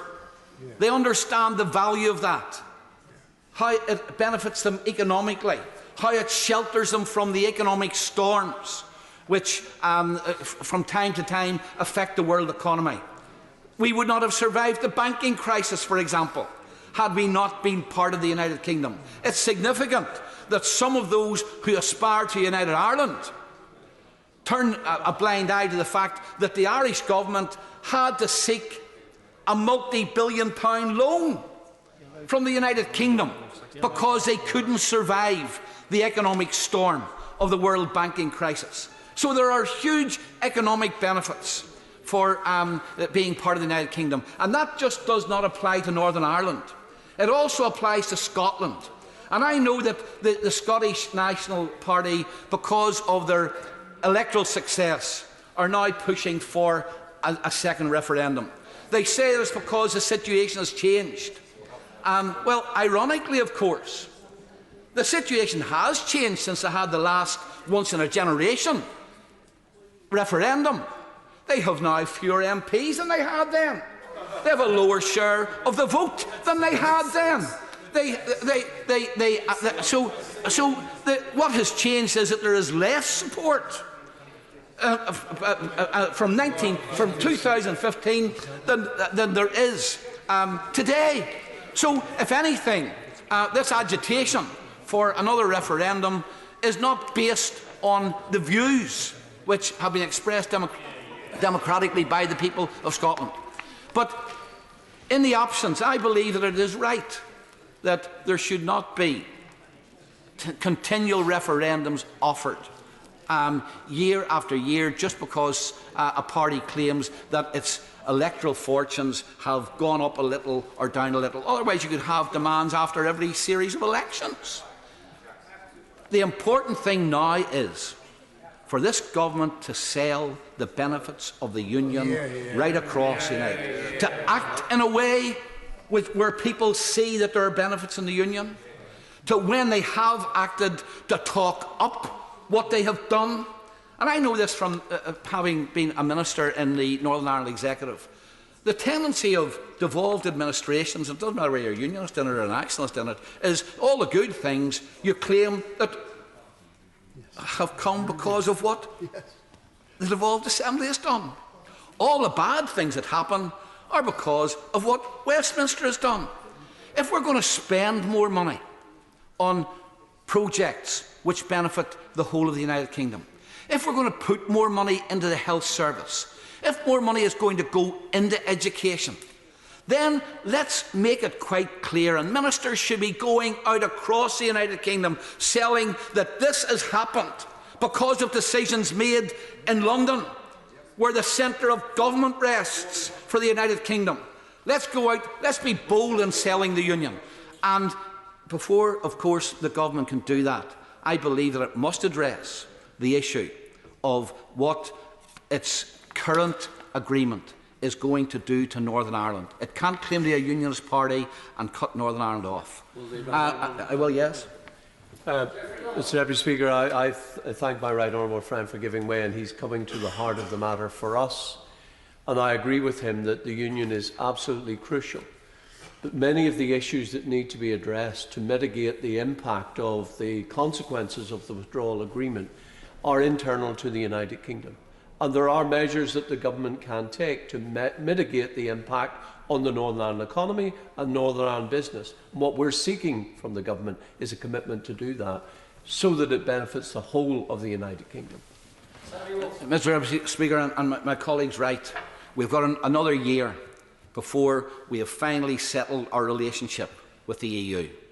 And I would say to the government, if it really does want to live up to its commitment to be a one-nation party, to refusing to have the United Kingdom ripped up, to wanting to see the United Kingdom prosper as a whole, and not part of it being left as an economic backwater because it's cut off from its main market in GB, then an opportunity has to be taken with the stronger negotiating position which it has. I would say to the Prime Minister, use your parliamentary majority. Use the fact that you're no longer, and Europe can no longer rely on the government of the United Kingdom being undermined by actions in this House and by decisions in this House. Get changes made which ensure that we leave the United Kingdom, or the EU, that we get Brexit done, and we get it done for the whole of the United Kingdom. Sir David Amess. I rise to speak in support of the gracious address, and I want to begin by congratulating the proposer and seconder of the speech. It's obviously a huge honour when you get chosen for those two positions, and I thought my honourable friend, the member for Chatham and Aylesford, who is a very popular colleague, didn't disappoint the House at all. I thought she made a first-class speech. And our honourable friend, the member for Walsall North, I thought it was an absolute tour de force, delivered with no notes at all, and kept us very well entertained. Now, Mr. Acting Deputy Speaker, last night someone said to me, David, you've been here a long time. You must be near to becoming the father of the House. So I looked up the list of seniority to find that I am number 7. And it left me depressed because, first of all, I thought, well, I'm a little bit too young to be father to the House. But I want to make it absolutely abundantly clear that I am the father of 5 children, and the idea that I would want to be father to another 649 others, frankly, is too much. But I then want to comment on the general election campaign, because unlike my right honourable friend, the member for Tunbridge Wells, I hated every minute of it. I did. Well, I'm sorry, I did. I did not want an election to take place 2 weeks before Christmas. I did over 100 canvassing sessions in the wet and the cold, and at night tripping up steps, having a handkerchief in one hand because cold and all the rest of it I found depressing. I am obviously thrilled to bits with the result. But when I think of the detail of the campaign, it seemed that certainly in my constituency, the manufacturers of grey paint must have run out of supplies. Every other house was grey. And then as you were pressing the bells, the purple thing kept going round and round, and then I found myself talking to people who weren't in their houses. So I say to all members, from my point of view, it was a huge risk holding a general election when we did. I had no idea that the British people would turn out in such great numbers, but it is, from the Conservative point of view, a fantastic result. And now I turn to the members on the benches opposite. The smaller parties probably got mixed results, and I don't know what sort of take they have on it, but I entirely understand that the SNP in particular must be very, very happy with the result that they achieve. And I don't know what their strategy will be throughout the next 5 years, because I do recall when they had a lot of members before, they sort of energised the place, and there was a lot of robust debates going on, and I just hope that the SNP will achieve something over the next 5 years, even though they may be disappointed about what is their overall objective. And then I look at the Labour benches, and if you're a new member, obviously you're thrilled to bits at winning your seat. But I think for those of us who have been members already, we do tend to think of the human side of it all, and that includes some of our own colleagues who lost their seat. And as far as the Labour benches were concerned, I think they lost some very, very good colleagues indeed. And I just hope, I mean, the Labour Party, I'm not going to get involved in the internal discussions that are being held at the moment, but I just hope those colleagues who lost their seats will be given as much support as they possibly can and just aren't abandoned. And then I turn to our benches. And I do remember, as you do, Sir Roger, the day that we were elected in 1983. And you and I can remember the joy of that election. And it's a huge thrill and a huge honour, whether you've got your mum and dad there, family and friends, to be sworn in and to make your maiden speech. And I've been looking at the figures of that election, Sir Roger. 397 Conservatives were elected, and Labour was down to 209. We had a majority of 144. Fast forwarding it to last Thursday, we now have a majority of 80, 365 Conservative MPs, Labour 203, and as I said, an overall majority of 80. But although there aren't too many of my new colleagues here to listen to what I'm going to say, I hope they will read Hansard and just reflect on what happened. I became, Sir Roger, famous for 30 seconds in 1992 when I retained the Basildon seat for the third time. And we had a huge election victory. 5 years later, or 14 years after you and I were elected, we suffered an absolutely catastrophic defeat.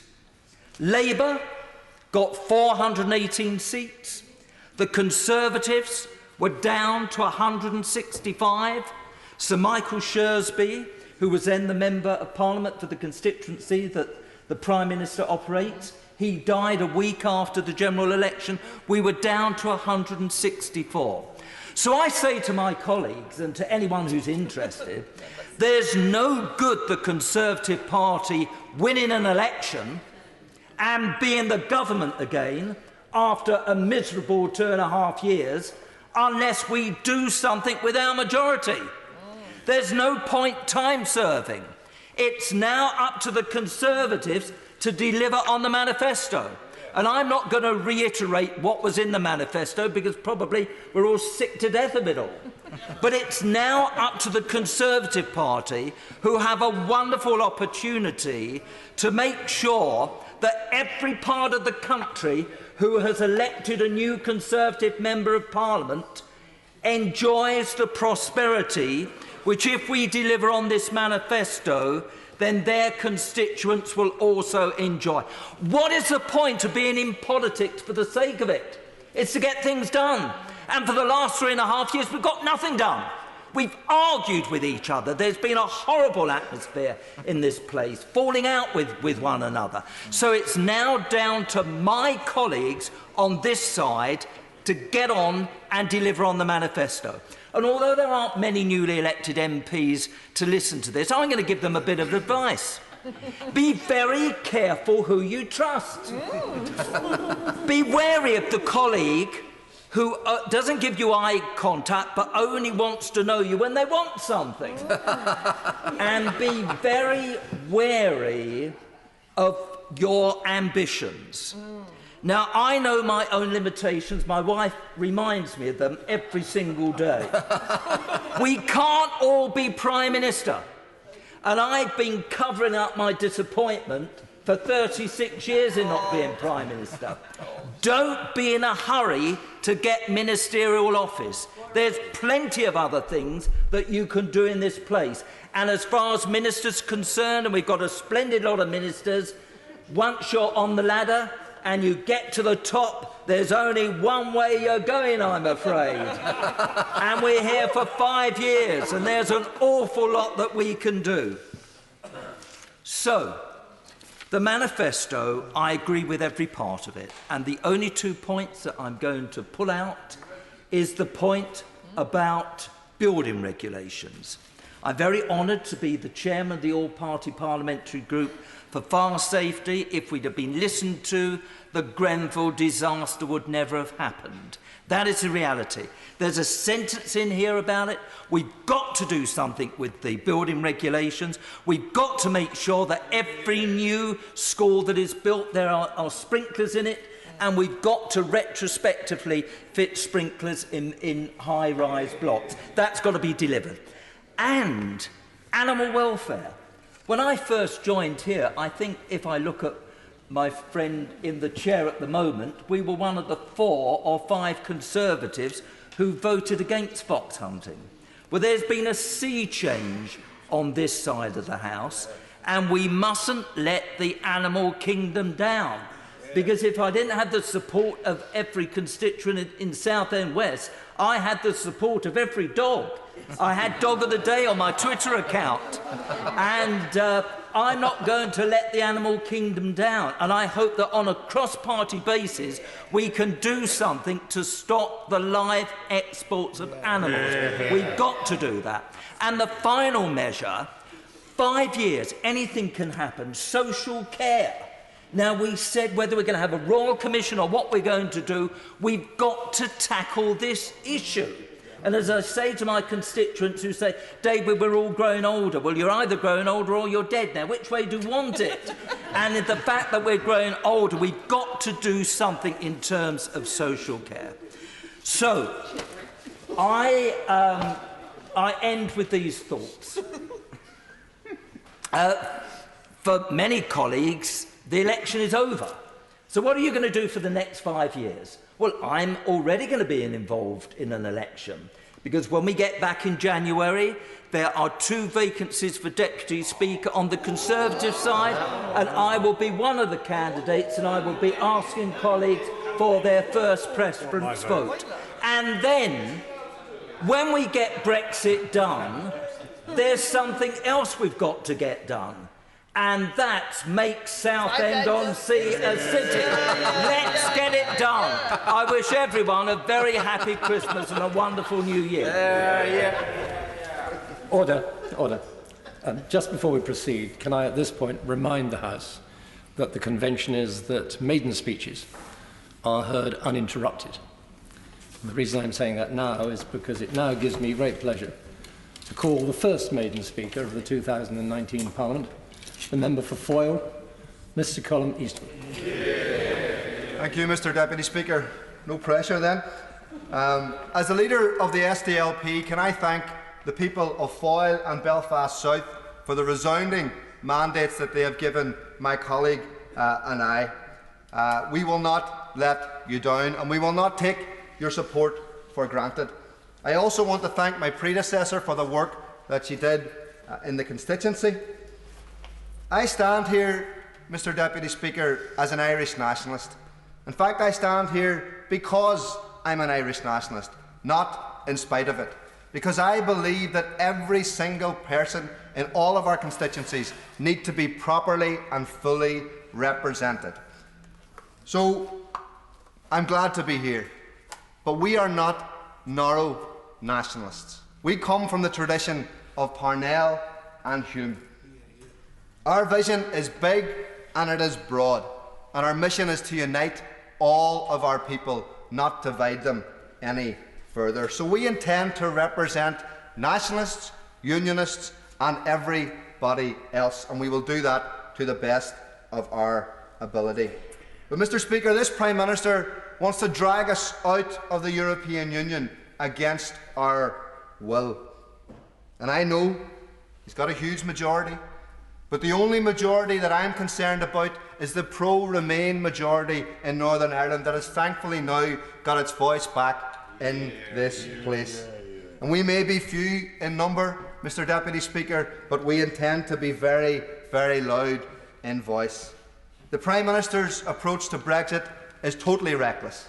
It drives a coach and horses through the Good Friday Agreement and the relationships that we have built up over many years right across our community and right across our islands. And I'm glad to see now that the DUP are very concerned about the checks between this island and our island. It's a pity they didn't think about that when they drove the Brexit agenda, when they rejected Theresa May's deal, and now we're in a situation that none of us are happy with. We're in a situation that every one of us should be trying to reverse and reject. Equally damaging to our progress and our peace process, Mr. Deputy Speaker, is the current proposal to basically give an amnesty for British soldiers for whatever they carried out in Northern Ireland during our very, very difficult troubles. I come from a place called Derry, Mr. Deputy Speaker, and in 1972, 14 innocent civil rights marchers were gunned down by the British Army on the streets of Derry. They were demanding their rights. They were marching against internment, and an international tribunal has stood by the fact that they were innocent and they were unlawfully killed. Is prosecuting those veterans, Mr. Deputy Speaker, vexatious? No, it is not. We will resist this attempt to undermine our peace process and our political progress, and this insult to victims, all of the victims of our terrible, terrible past, and their opportunity that has been denied to them since 1998 to find full truth and full justice. We stand by every single one of those victims, no matter who the perpetrator was, and people on opposite benches need to understand this. If you begin with an amnesty for the British Army, you will end up with an amnesty for everybody. That is the door that you are opening up with this proposal. So it would better suit this Prime Minister and this government to stand by all of the victims, all of the innocent victims who have been searching for truth and justice for far too long. I will end with one other comment, Mr. Deputy Speaker. Proposal has been mentioned today by a number of people, including the Prime Minister, who says, watch this space. They want to build a bridge from Scotland to Northern Ireland. Well, they would be much better suited building a decent road from Belfast to Derry. Thank you very much. Victoria Prentis. Thank you, Mr. Deputy Speaker. It's always a pleasure and an honour indeed to follow a maiden speech. And though I didn't agree with everything that the honourable gentleman, who is new to this place but remarkably fluent and adept at using the chamber, I do absolutely applaud his desire to speak for all his constituents, whether or not they voted for him, and I'm sure we'll be hearing much more from him in this place. It is an enormous honour to have been re-elected for the third time in a very short number of years to represent my home area of Banbury, Bicester and 62 villages, and a great excitement to be part of what the Prime Minister describes as his stonking majority. It is a great pleasure to be able to speak in this debate and to follow some very important speeches, one from the Honourable Lady from Maidenhead, who spoke, as she has done so powerfully before, about social justice, and also my honourable friend from Tunbridge Wells, who made a very, very important speech about being the party of one nation and how we should come together and celebrate that. It's fair to say, Mr Deputy Speaker, that in the referendum, Banbury had the closest result in the nation. In Banbury, we voted to leave by 500 votes. So 3 years ago, probably about half of my constituents wanted to get Brexit done. That's not how they feel now. I have lost count of the number of times that people told me our slogan on the doorstep before I did. There were a coalescence of views from former Liberals and former Labour voters who reinforced again and again their strong belief in democracy and in doing the right thing and in respecting how people voted 3 years ago. They were passionate about it. I do believe that it is important that this government, this stonking democracy, delivers for everyone. I'm thrilled, having gone on about it rather a lot in the previous Parliament, that we leave the EU, if tomorrow goes as the Prime Minister expects it will, with a deal. I also hope that his negotiations for a trade deal next year go as well as he hopes they will do, and that we are able to protect the motor industry in Banbury and the just-in-time jobs on which we depend locally and in so much of our area. Far, far more important to Banbury than the EU, though, Mr Deputy Speaker, is the Horton General Hospital. And this is what people really wanted to talk about on the doorstep day after day. I was able to tell them that with the new investment from this government, it is likely that we will be able to build a new modular set of buildings on the Horton site, which will make it truly fit for the future. I noticed, after a very minor and very silly accident, which I had myself during the campaign, that we now have a severe parking problem at the Horton General Hospital because so many more procedures are in fact being undertaken there. What I want is to make sure that the buildings are fit for purpose and that we are able to bring maternity back to Banbury in the very near future so that babies, like I was, are able to be born there in the future. People also wanted to talk to me about school funding. We live in a historically underfunded area, and I'm glad too to hear what we heard over the course of the campaign on this issue. But right up the agenda, before Brexit, just after the Horton, was the environment. It was the subject that people, women in particular, but people of all ages, wanted to talk about on the doorstep, in hustings, in schools, anywhere I went. This was, I believe, an ambitious Queen's speech on the agenda, but real change in this area is going to require behavioural change, which is going to be difficult from all of us. I'm pleased that I was able to work in a small way on creating ideas like the Great British Spring Clean and in helping the reduction in single-use plastics in the last Parliament. I think there are real green opportunities and a real chance now for the government to shape policy, both across industry and across people's lives in this agenda, and I look forward to working on that. One thing I did learn, particularly at the end of the last Parliament, was the importance of cross-party working, when I was proud to take part in MPs for a Deal, which had some enormous success, if I may say so, when 19 very brave members of the opposition voted with this side of the House for the second reading of the Withdrawal Act. I would like to pay tribute in particular to my friend from Don Valley who lost her seat and who did more perhaps than any other to represent Leave voters on that side of the House at a very difficult time in our parliamentary democracy.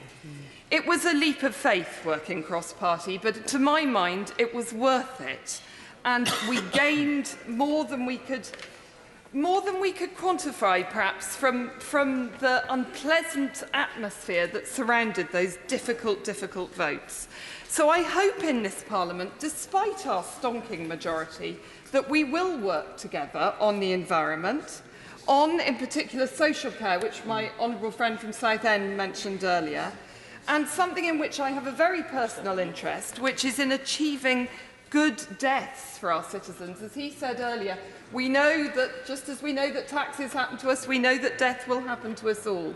And I do think it's important that we focus on the way that we enable people's deaths to take place. We hope at home, we hope peacefully, and we work together on that. I also have a personal priority in justice. And I myself will take, I hope, a keen interest in this Parliament in the work of the new Royal Commission, which has been announced today on justice. Of course I welcome this. I welcome any interest in justice, Mr Deputy Speaker. I've been banging on about this area for the last 25 years. Most of my waking thoughts for the last 25 years have been about our justice system. So of course a Royal Commission is a good thing. But I very much hope it acts speedily, that the right people are elected to it or appointed to it. And I hope that it looks very closely at the reports, of which I am rather proud, of the Justice Select Committee from the last two parliaments, particularly our reports on probation and on the prison population. Quite a large and weighty report, I must confess. But, of course. I'm most grateful to my honourable friend giving way and just building on the issue she said about cross-party working, which is very important. The member for Barnsley East earlier on mentioned about sentencing. I urge my honourable friend to take a serious look at this. Two young lads, Harry Whitlam, Callum Walk, killed, constituents of mine killed by drunk drivers. Callum's killer, an HGV Bulgarian driver, drank a bottle of vodka, drove straight over his car, killed him the day before his 20th birthday, was out of prison in 3 years. Harry Whitlam's killer, who was 5 times over the drink drive limit, killed him on a farm, could only be prosecuted under the Health and Safety Act, got 18 months, 11 years old. Could I urge my honourable friend, when looking into the sentencing and bringing that cross-party work together, that the families who mourn the loss of their children, Callum was an only child, that we do recognise that if you intoxicate yourself, it is manslaughter. It's not an accident, it's manslaughter, and it should carry a similar sentence.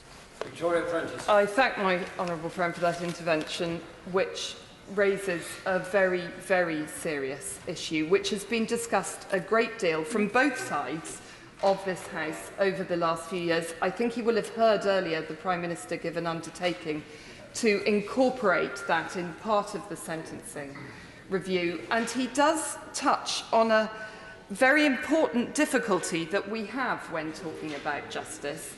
Of course, when we consider sentencing, we do think about a punitive element.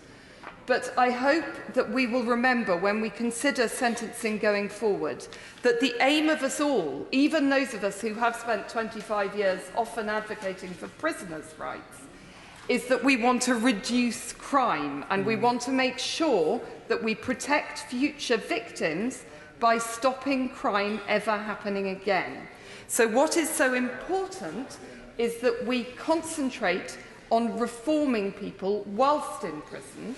We do not lock them up and throw away the key, because nearly everybody who goes into prison is coming out again.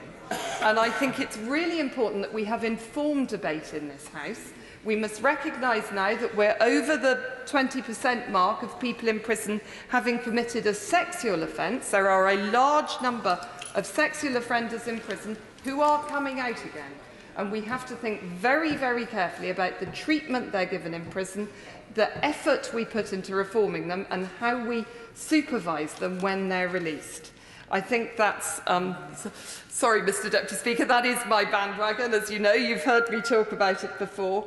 But I would like to, in this Parliament, concentrate once again on the justice sphere, and I hope that I'll be able to do that.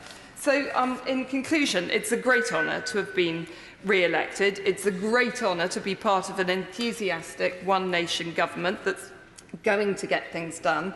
And I would like to conclude by asking you all to remember that Christmas is a time of enormous goodwill, but also gives us a few days off to reflect and think about what we're going to do better next year. So Merry Christmas to all, and I hope we come back refreshed and enthused about both getting Brexit done, but everything else we want to do too. Yeah. Jim Shannon. Thank you, Mr Deputy Speaker. It's an absolute pleasure to follow the Honourable Lady for Banbury and thank her for her contribution. I'm also very pleased to see you in your place, Mr Deputy Speaker, but also can I say, in his absence, very nice to see Mr Speaker in the position he has in this House. He is a worthy gentleman, and I look forward very much to catching his eye often. I also wish to welcome home some old faces and to welcome some new, and there's some we're able to have a friendship with again who were in the House in 2015 to 2017 and then were absent for a short time and they're back again. Some of the new faces, and I'm making my business with the help of the wee directorate we have here with all the new names and try to introduce myself to them as well and help them in this House the way whenever I came in here in 2010 that many members in this House, especially on this side, took the time to help me. It will be an honour to work with you as we attempt to do what the electorate have resoundingly called for us to do in the United Kingdom of Great Britain and Northern Ireland, to get this country off her knees and standing firmly on solid ground. At the election on the early hours of Friday morning, I was obviously very privileged to be re-elected as a member for Strangford once again. And I thank my God for that victory, and I do it in this House as well, because it's very clear to me that that's where the first thanks should be to my God and Saviour for giving us the victory that we did have in Strangford. At the election, I also said that the DUP voice of Strangford will be heard. And today in this chamber, on the first occasion that there is, the voice of the DUP in Strangford through this member will be heard. I'm very pleased also to hear I congratulate the Honourable Member for Foyle for his contribution in this House. Obviously we have a very different constitutional position, but I am very pleased. I did say this before me, and he knows this. I said, look, there'll be things that we disagree with, but there are many things in this House that we will agree with and we will work together on. So, although we come from a different political background, we will be together in many things in this House on behalf of the constituents of Strangford and the constituents of Foyle, because both need the same things, and let's see what we can do to make that happen. How heartening it is to see the rise of the pound against the dollar, which was £1 or £1.83 during my family holiday in August, and is now sitting at 1.32 when I last checked. How heartening to see that the world is aware that the days of infighting and bickering is at an end, and the ability to do something and deliver is now at the government's feet, and we look to the government to do that. I want to sow into the mix the most important aspects that Her Majesty has so graciously raised today. I declare an interest as a former member of the Ulster Defence Regiment and a member of the Territorial Army, the Royal Artillery, for collectively some 14 and a half years. I welcome government's commitment to the military covenant, and I ask government whenever they say that, not to have it in words only, but to have it in action as well. And we will see that same commitment in Northern Ireland, because it's so important that those who have served in uniform in Northern Ireland, those who need the help of the military covenant and aren't getting it, have that opportunity. And I wish to see that happening. So it's words, not words, it's action we need. I also welcome the government's commitment to the 2% spend on defence commitment within NATO, and would urge other NATO countries to look towards that and see what they could do to match that, where our government has taken that step in the right direction. I'm also very, very pleased to welcome government's commitment to some of their building controls and rental accommodation, and how those changes will be made. The commitment from the government is made to knife control as well. And very much welcome, and have said it before in this House, welcome government's commitment to the zero carbon by 2050 and the environmental issues that they put forward. Also, within that process, we're very pleased to see that the National Farmers Union and the Ulster Farmers Union, the sister organisation in Northern Ireland, are committed to those same things. And if the farming community is committed to the 2050 carbon zero, then it's something that we should welcome. I've asked the government has mentioned in the Queen's speech something about immigration. And I haven't spoken to the Minister already, and the honourable gentleman that just can't, you don't see him in the chamber at the moment, from the Conservative Party, and I have discussed this matter, and we need to have the Tier 2 visas for the fishermen and for the fishing sector. And because if we have those Tier 2 visas in place, then those who keep the boats in Portavogie and Ardglass and Kilkeel going, then we can have that. So the Minister has from Torbay, member for Torbay, has indicated he's willing to consider this, and we look forward to those things happening. Government has given a commitment in the last chamber and the last session of this House for the envoy, the special envoy on the persecution of Christians. It's something that I'm particularly interested in, and I know this House is also interested in.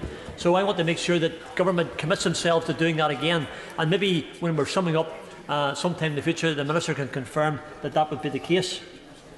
I had the Honourable Member and Minister for Rochester and Stroud over in my constituency before the election was actually called, and she has responsibility for retail in the High Street. And like my honourable friend for East Antrim, I recognise that government has some good ideas to help the High Street and also to help the retail business. So those are things that we wish to see. I'm very much a community man in my constituency, and I keep my ear to the ground.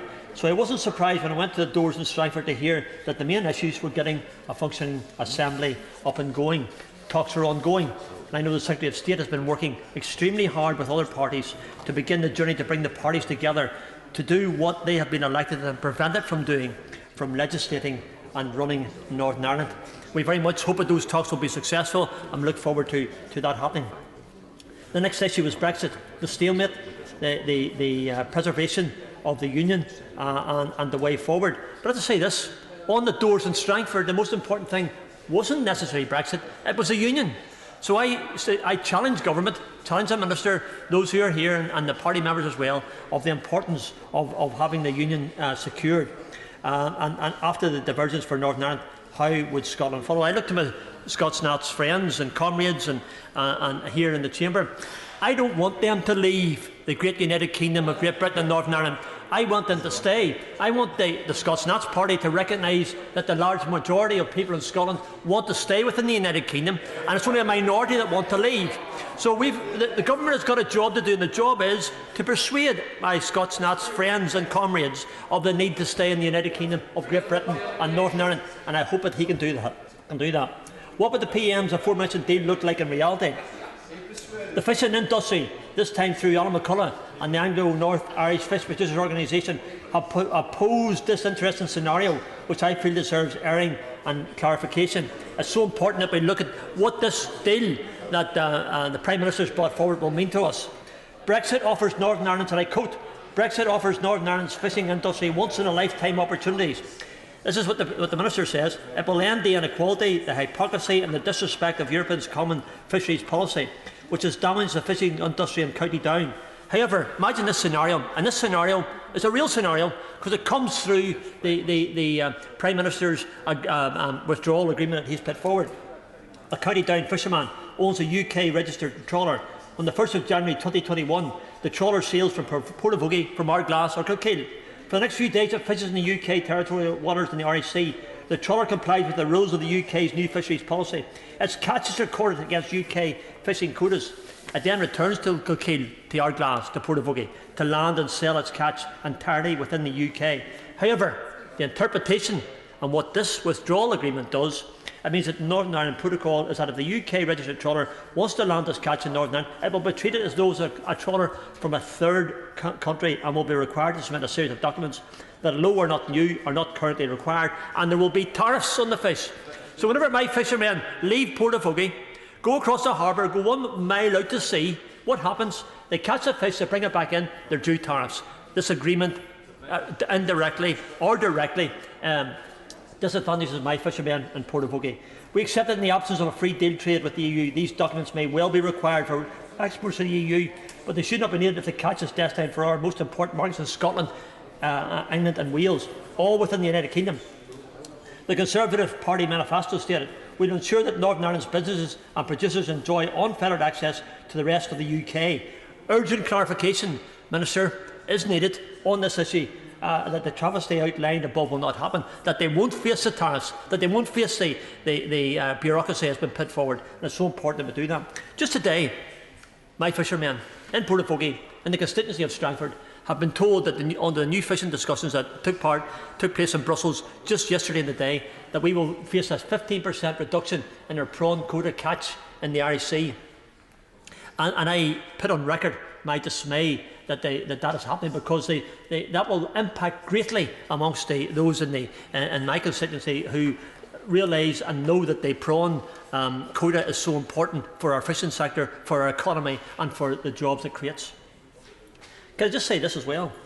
Because this is what it means. This government, through the withdrawal agreement,